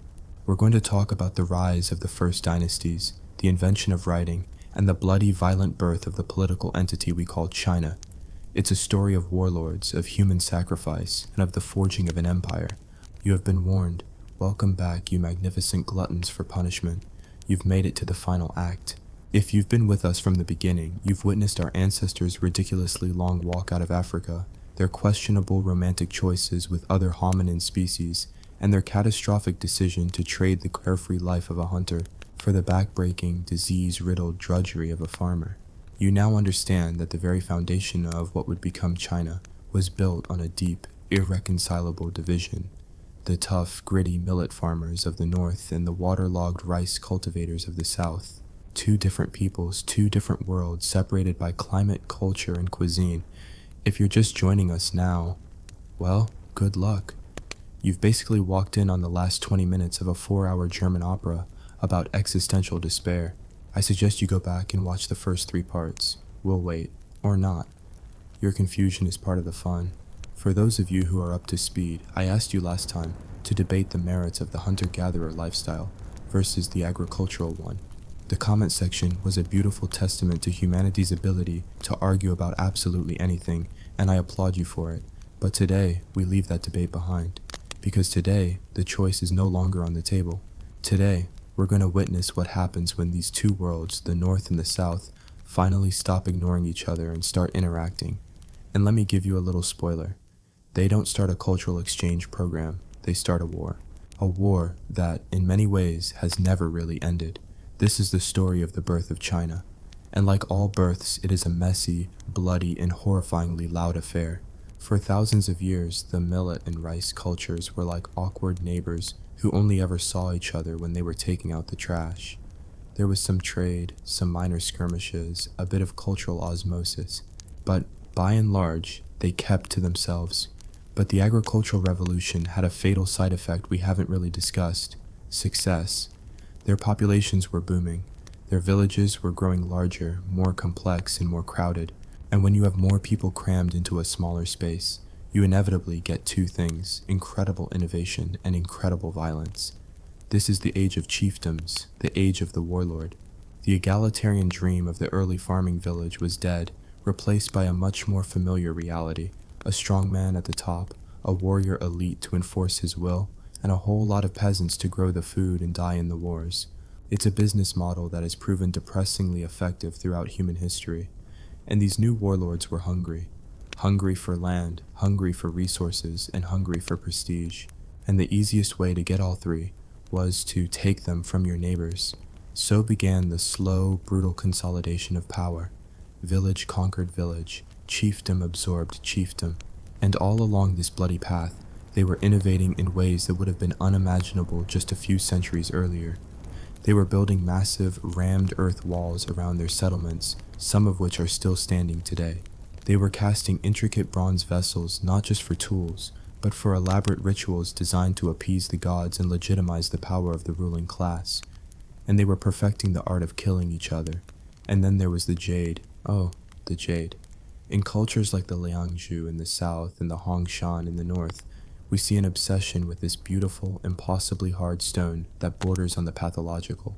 They created stunningly intricate objects from it: ceremonial axes, enigmatic circular discs, and complex Kong tubes, their surfaces covered in microscopic carvings of faces and monsters. The level of craftsmanship is breathtaking. It would have taken a single artisan a lifetime to create some of these pieces. But here's the historical absurdity of it all. As you gaze in wonder at a delicate jade dragon, remember that the society that produced it also practiced human sacrifice on an industrial scale. Archaeological digs at these sites have uncovered mass graves, sacrificial pits filled with the bodies of men, women, and children. They would bury their dead kings in opulent tombs, surrounded by their precious jade, their bronze bells, and dozens, sometimes hundreds, of their servants, guards, and concubines, who were slaughtered and interred with them to serve them in the afterlife. They would spend years carving a perfect symbol of heaven, and then celebrate its completion by burying a graduating class of terrified teenagers alive. It's a level of cognitive dissonance that is both horrifying and, you have to admit, darkly impressive. This wasn't a peaceful, artistic society. It was a brutal, hierarchical theocracy where art and beauty were soaked in blood. This escalating cycle of violence and consolidation eventually led to a tipping point. The scattered chiefdoms and warring states began to coalesce into something new, something bigger and more terrifying. Chinese legend calls the first of these great powers the Xia dynasty. For a long time, historians thought the Xia was just a myth, a golden age story invented by later dynasties to justify their own rule. There was no archaeological proof. It was the King Arthur of ancient China. And then we found Erlitou. In the heart of the Yellow River Valley, the old northern heartland of the millet farmers, archaeologists uncovered a city. Not a village, not a town, but a true, planned city, dating to around 1900 BCE, the exact time the legend said the Xia should have existed. Erlitou was a monster. It had a palace complex at its center, a grid of streets, workshops for bronze casting and turquoise inlay, and clear evidence of a ruling elite living in luxury while everyone else didn't. This was it, the proto-state, the blueprint for empire. We don't know if the people of Erlitou called themselves the Xia, but what we do know is that they were the most powerful and sophisticated political entity of their time. They had created the first centralized state in East Asia. The machine was built, and this new machine needed a new operating system. You can't run an empire on word of mouth and threatening gestures. You need to keep records. You need to send messages. You need to tell people who to kill and how much tax they owe. You need to write things down. Enter the Shang dynasty, the successors to Erlitou, and the first Chinese dynasty, for which we have undisputed written proof. And that proof is one of the strangest and most wonderful things in the history of archaeology: the oracle bones. The Shang kings were obsessed with knowing the future, so they would take a turtle shell or the scapula of an ox, and a diviner would carve a question into it. Questions like, will the king's toothache get better? Or will the queen's childbirth be a good one, i.e., will it be a boy? Or, my personal favorite, should we sacrifice 100 Qiang barbarian prisoners to the ancestor spirits? Then they would Apply a hot poker to the bone, and the resulting cracks would be interpreted as the answer from the gods. But here's the crucial part. They wrote the question, and sometimes the answer and the eventual outcome, right there on the bone. This is the birth of Chinese writing. It wasn't invented for poetry or love letters.